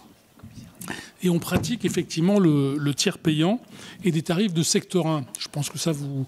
Donc il n'y a pas de dépassement d'honoraires dans un centre de santé dès lors qu'il y a des actes qui sont nomenclaturés. Voilà. Donc ça concerne tous les actes de médecine, tous les actes de radiologie et bientôt, à échéance de 2022, mais à partir de 2020, ça sera le cas également pour le dentaire avec la mise en place du RAC 0 dont vous avez certainement entendu parler. Hein, je pense. Hein. Ça, à la limite, ça mériterait peut-être de faire une autre... que vous m'invitiez à une autre fois pour que je vous parle du RAC 0. Pardon ? Excusez-moi, le reste à charge zéro, qui ne s'appelle plus reste à charge zéro, mais 100% santé. Hein. Donc, en deux mots, on est régi par un accord national qui est passé entre les centres de santé, l'ARS et effectivement les CEPAM. Donc, alors, avec quelques principes, c'est qu'un centre de santé ne peut être géré que par des organismes à but non lucratif. C'est le cas pour nous parce qu'on est mutualiste. Mais sinon, ça peut être soit des associations, soit d'ailleurs des centres municipaux, hein, gérés par les communes. On doit effectivement respecter les tarifs opposables, ça je vous en ai parlé. On a la pratique obligatoire du tiers payant sur le régime obligatoire, mais nous, comme on est effectivement mutualiste, on fait également le tiers payant sur le régime complémentaire. C'est-à-dire que les patients qui viennent chez nous, qui ont une mutuelle que l'on reconnaît, n'ont même pas d'avance de frais à réaliser quand ils viennent chez nous. Hein. Et les médecins ont un statut de salarié. Donc ce ne sont pas des médecins libéraux. Et bien évidemment, nos centres sont ouverts à tous. Ce ne sont pas des centres qui sont uniquement effectivement dédiés aux mutualistes en règle générale et aux mutualistes de la Mutuelle Générale, parce que ce centre est un centre de la Mutuelle Générale.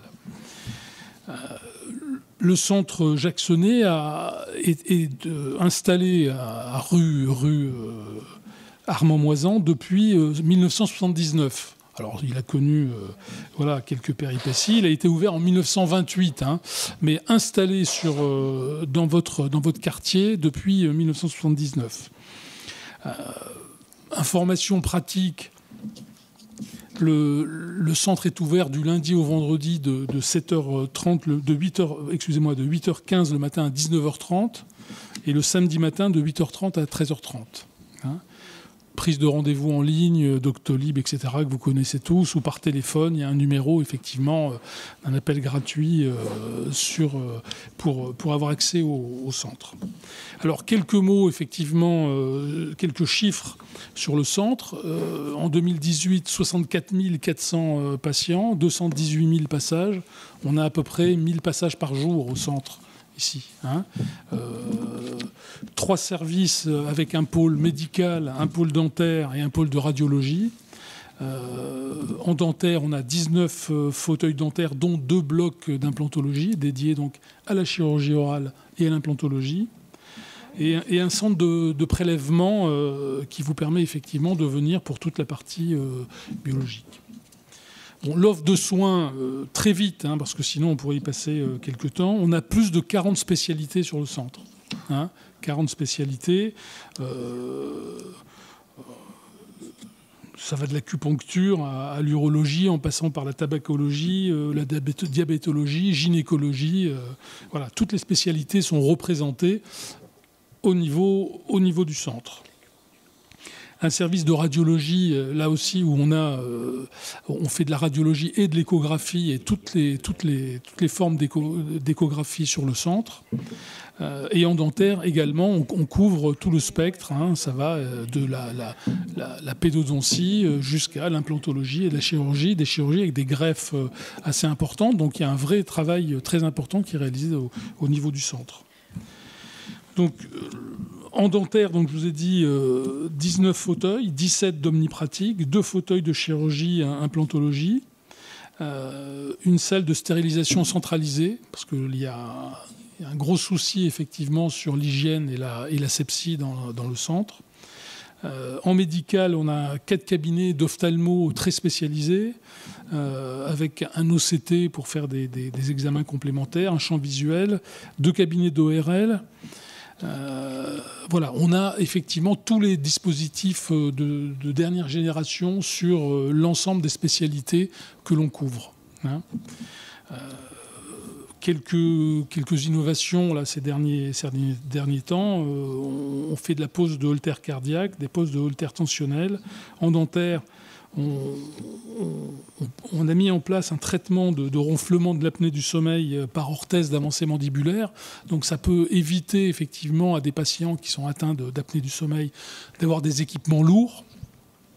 Donc ça, on le détermine avec des examens préalables qui permettent de déterminer si on peut se passer justement d'assistance respiratoire la nuit, mais plutôt d'avoir des orthèses d'avancée mandibulaire.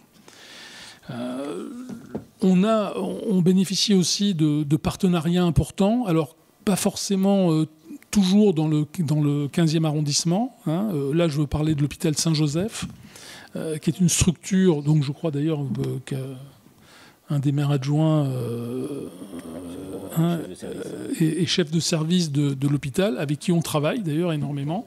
Donc, pour vous expliquer le principe, c'est que des praticiens hospitaliers de cette structure travaillent chez nous, d'accord ? Donc prennent en charge les patients sur un certain nombre de pathologies, en l'occurrence l'urologie, parce que c'est un des pôles importants et phares de l'hôpital Saint-Joseph, mais on intervient aussi sur du digestif, sur la cardiologie, où effectivement, quand le patient a une indication après la consultation, il est orienté avec une filière sécurisée et organisée vers l'hôpital Saint-Joseph.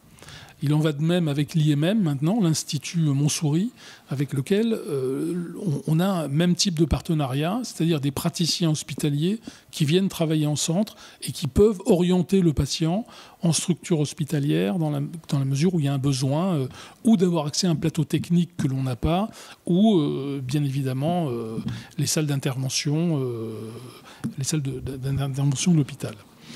On a également un partenariat fort avec une structure d'imagerie qui là est dans le 15e arrondissement, sur le boulevard du Montparnasse. C'est le centre d'imagerie Duroc, avec lequel nous avons porté un agrément auprès de l'ARS pour obtenir une IRM. Donc, cette structure qui est au boulevard du Montparnasse. Oui, oui. Donc cette structure nous met à disposition des vacations d'IRM pour les radiologues du centre de santé. Et donc tous les patients du centre peuvent avoir accès à une IRM en secteur 1, c'est-à-dire sans dépassement d'honoraires, ça il faut le savoir, et dans des délais de rendez-vous de moins de 15 jours. Voilà, ça c'est pour l'IRM. Avec ce même service d'imagerie Duroc, nous avons obtenu il y a maintenant 3 mois, c'est très récent, une autorisation d'installer un scanner donc de 1,5 Tesla qui va nous permettre là aussi, dans les mêmes conditions, avec nos radiologues du centre, de permettre aux patients du centre d'avoir accès à cette structure de scanner et toujours dans les mêmes conditions de prise en charge, donc secteur 1, sans 1 euro de dépassement d'honoraires. On a aussi un partenariat avec, mais sur une seule spécialité, c'est sur le digestif. Bon, c'est plus anecdotique, mais avec le groupe hospitalier des Diaconesses Croix-Saint-Simon. On mène des actions régulières, des actions de prévention tout au long de l'année. En fait, on relaie toutes les campagnes nationales de prévention. Donc que ce soit sur la vue, sur l'ouïe, on fait 4 fois par an de dépistage systématique de tous les patients qui rentrent dans le centre pour contrôler leur glycémie, voir s'il y a des gens qui ont un diabète qu'ils ignorent ou voilà, enfin qu'ils ignorent ou qu'ils feignent de ne pas connaître, et on essaye effectivement de les prendre en charge. On a mené des actions de prévention sur le mois du tabac, par exemple. Voilà, c'est des actions importantes. Les journées de l'audition.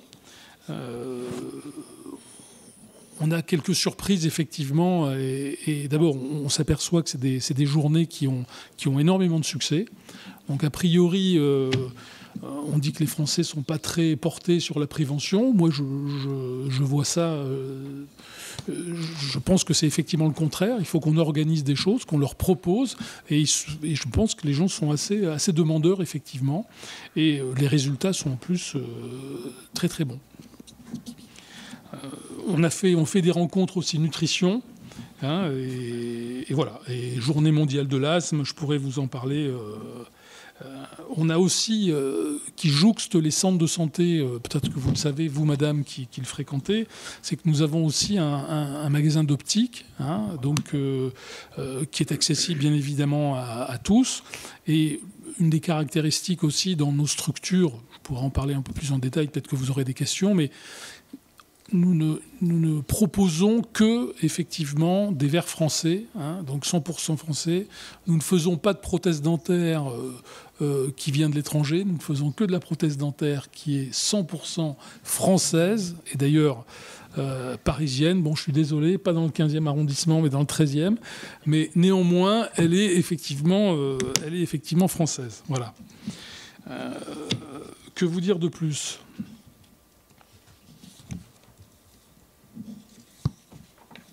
Bon, je crois que c'est pas mal. Non, pas avec Rothschild, madame, parce qu'on fait. Avec qui ? Ça m'intéresse. Alors non, nous, en fait, nous couvrons avec les 2 centres, parce qu'en fait, moi, je gère 2 centres. Alors, effectivement, un qui est dans le 13e arrondissement et un qui est dans le 15e. Nous avons un pôle d'ophtalmologie qui est exactement le même que Rothschild. Donc on n'a pas à passer de partenariat avec eux. C'est-à-dire qu'on prend le patient, la chef de service chez nous d'ophtalmologie et le professeur Massin, qui est l'ancienne chef de service de l'hôpital Lariboisière, qui est la spécialiste française de la rétinopathie diabétique. Et effectivement, on a tout le matériel et tous les équipements pour prendre en charge le patient de A à Z dans nos centres. Sauf le blépharospasme, c'est un mot tordu, mais je ne sais pas si ça vous dit quelque chose. Et on m'a envoyé à Rothschild pour ça. Oui, alors effectivement, si Chemoul m'a dit qu'il ne le faisait pas non plus, Chemoul, qui est quand même un calibre. Hein, oui, je ne sais pas, il n'est pas de notre centre en tout cas. Mais si, avec le centre avec lequel vous travaillez, c'est dans le 13e. Non, madame. Non, je crois que c'était dans le 13e. Oui, il est dans le 13e, mais on n'a pas de docteur Chemoul. Non. C'est pas grave. Hein. Mais voilà, on a une équipe de 16 ophtalmologues sur les deux centres, avec des équipes d'orthodontistes, enfin de techniciens, effectivement, d'orthoptistes qui travaillent avec les ophtalmos pour réaliser des examens complémentaires, effectivement, et pour aider, ce qu'on appelle du travail aidé et complémentaire entre l'ophtalmologiste et l'orthoptiste. Et en ORL, qui est votre partenaire?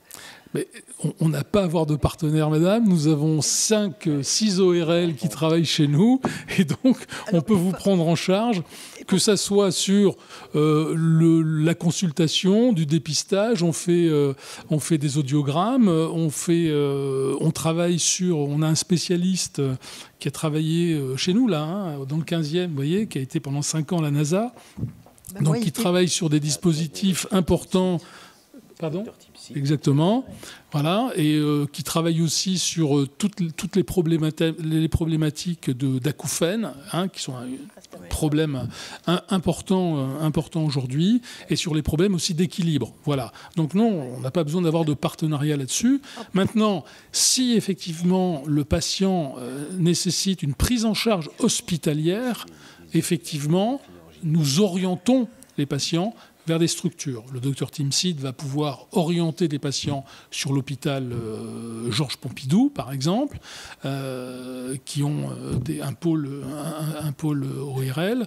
Voilà. Mais sinon, nos partenaires, encore une fois, pour des besoins hospitaliers, d'accord, ce sont l'IMM et l'hôpital Saint-Joseph, avec qui on a des partenariats très forts. Voilà. Vous parliez d'équilibre. Moi, votre médecin Camilleri m'envoie rue Glacière, rue Falguière, je ne sais pas pourquoi. Écoutez, pour faire des radios. Mais non, mais pour faire des radios, monsieur, un truc lambda, pourquoi il m'envoie rue Falguière? Écoutez, madame, je ne sais pas, vous viendrez me voir, on en rediscutera. Mais on a un pôle de radiologie, je vous le redis, il n'y a aucun problème. Demandez-lui. Est-ce qu'on peut essayer de sortir des cas individuels, madame? Je compris que vous aviez... C'est général. Non, là, si vous êtes sur vos pathologies, madame. Mais pourquoi je ne les ai pas sonnées? Non, on est sur vos pathologies et M. Massota vient de répondre d'une façon générale. Je pense qu'il faut rester sur des questions générales relevant du centre, certes médical avec des spécialités, ça a été très bien expliqué, très bien dit, d'autant que moi, pour fréquenter le centre, c'est un centre remarquable.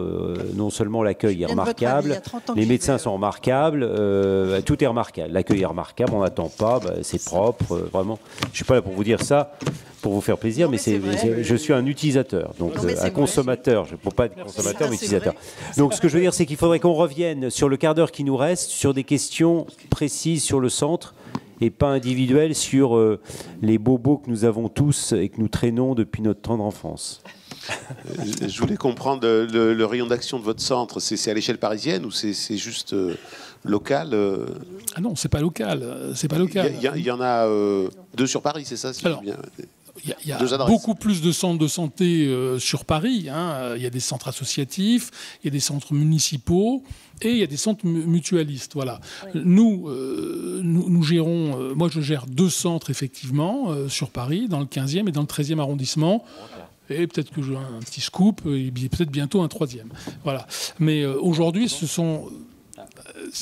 Je peux pas vraiment en parler aujourd'hui. Mais c'est des centres qui sont ouverts à tous. Alors la particularité du mutualisme fait qu'on a aussi des patients qui viennent... Alors on a bien sûr une patientèle locale, hein, on a une patientèle du 15e arrondissement, c'est évident, mais on a également des patients qui viennent de tous les arrondissements, voire de la petite ou de la grande couronne, voire même de province, hein, pour effectivement venir se faire soigner dans nos centres. Ouais. Monsieur, je suis je suis venue dans votre centre et j'ai beaucoup admiré, et les gens en parlent avec beaucoup d'admiration. Je voulais vous demander, avez-vous des médecins homéopathes et des médecins phytothérapeutes? Non, madame. Non, madame. Désolé, nous n'avons pas ces spécialités. Par contre, le directeur général vient de préciser qu'il y avait des accupuncteurs quand même. Donc c'est une médecine sérieuse, acupuncture. Ah oui, mais très sérieuse. Mais qui peut se rapprocher de l'ostéopathie, des médecines, j'allais dire des médecines un peu douces. On a des ostéopathes, oui. Ostéopathe, vous avez? Nous avons 2 ostéopathes, effectivement, oui. De jeunes ostéopathes qui d'ailleurs ont 2 techniques différentes et qui sont tout à fait complémentaires, et c'est très très intéressant. Hein, c'est très intéressant. On a essayé en termes alors si vous parlez de ça, parce que vous savez que ça ne rentre pas dans les nomenclatures des actes, hein, c'est important de le dire. Donc on a néanmoins essayé de proposer des tarifs qui, en gros, sont les tarifs pris en charge par les mutuelles. D'accord ? Il faut savoir que la prise en charge... Vous avez tous des mutuelles. Normalement, les mutuelles aujourd'hui remboursent à raison de 3 séances d'ostéopathie par an. Et normalement, c'est plafonné à hauteur de 50 €. Donc, les séances d'ostéopathie chez nous sont à 50 €. Voilà, pour que le patient puisse avoir accès à ces techniques sans avoir effectivement de reste à charge et dépenser effectivement de l'argent. Voilà. D'autres questions? Oui. Allez-y, monsieur. S'il vous plaît. Le centre Broca, c'est bien rue Broca, c'est à côté des Gobelins, non? C'est ça? Oui, on est au bout de la rue de Broca qui donne sur le boulevard Arago. Oui, c'est ça. Parce que c'est le centre Broca qui est rue Broca. Oui, ce n'est pas l'hôpital Broca de gériatrie. Non, mais c'est un centre dentaire aussi, hein, parce que moi j'y suis allé, c'est pour ça. Non, mais c'est un centre polyvalent, comme le centre du 15e arrondissement, monsieur, où il y a un pôle, comme je l'ai dit, un pôle médical, un pôle dentaire et un pôle de radiologie. Oui, c'est ça, un pôle dentaire aussi, également. C'est ça, oui. Oui, moi j'étais très bien soigné, c'est pour ça que il y a du matériel tout neuf. C'est bien.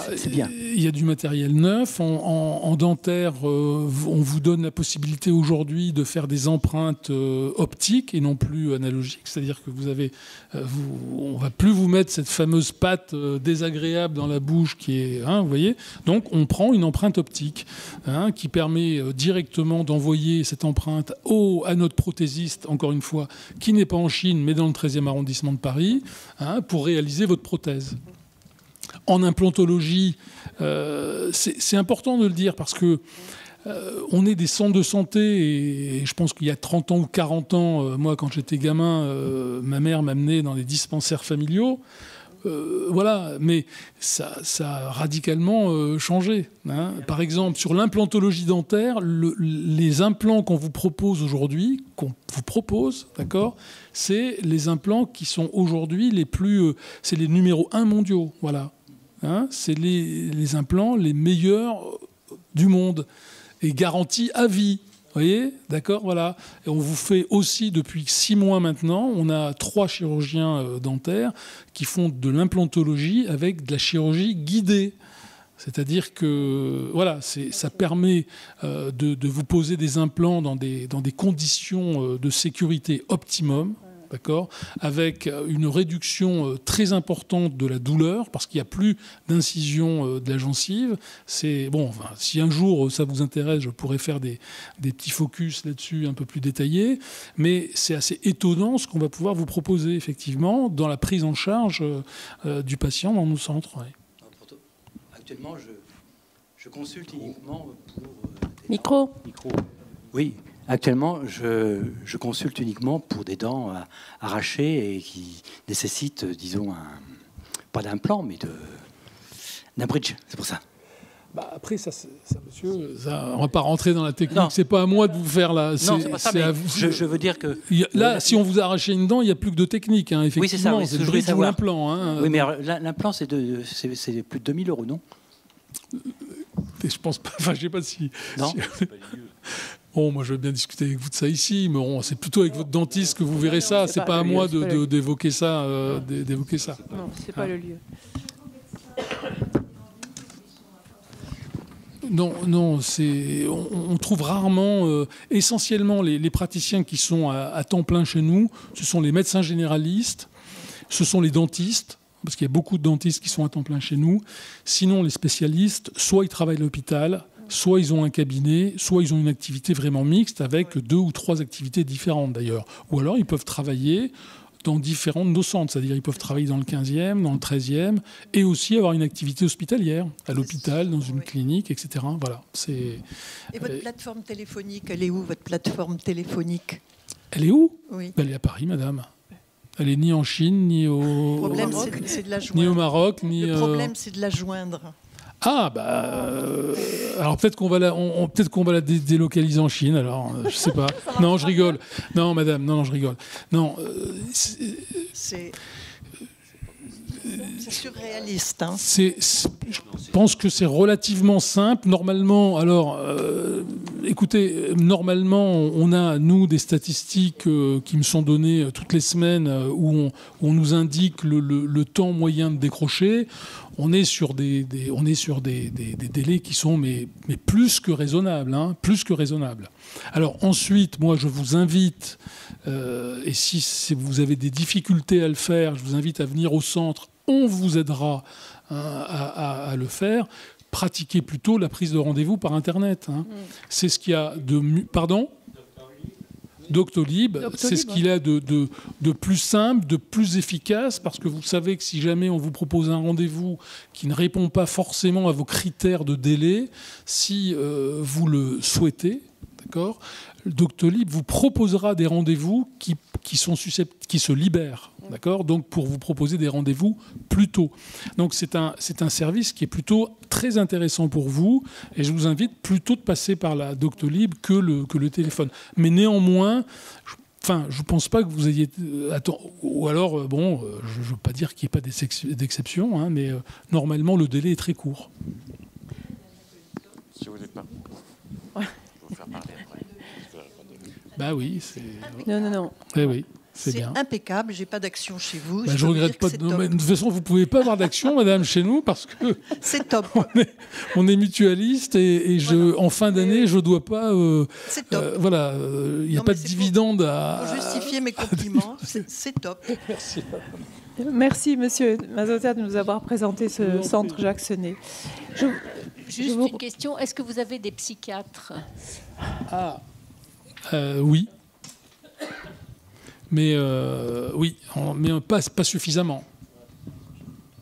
Pas suffisamment. Voilà. Mais on en a.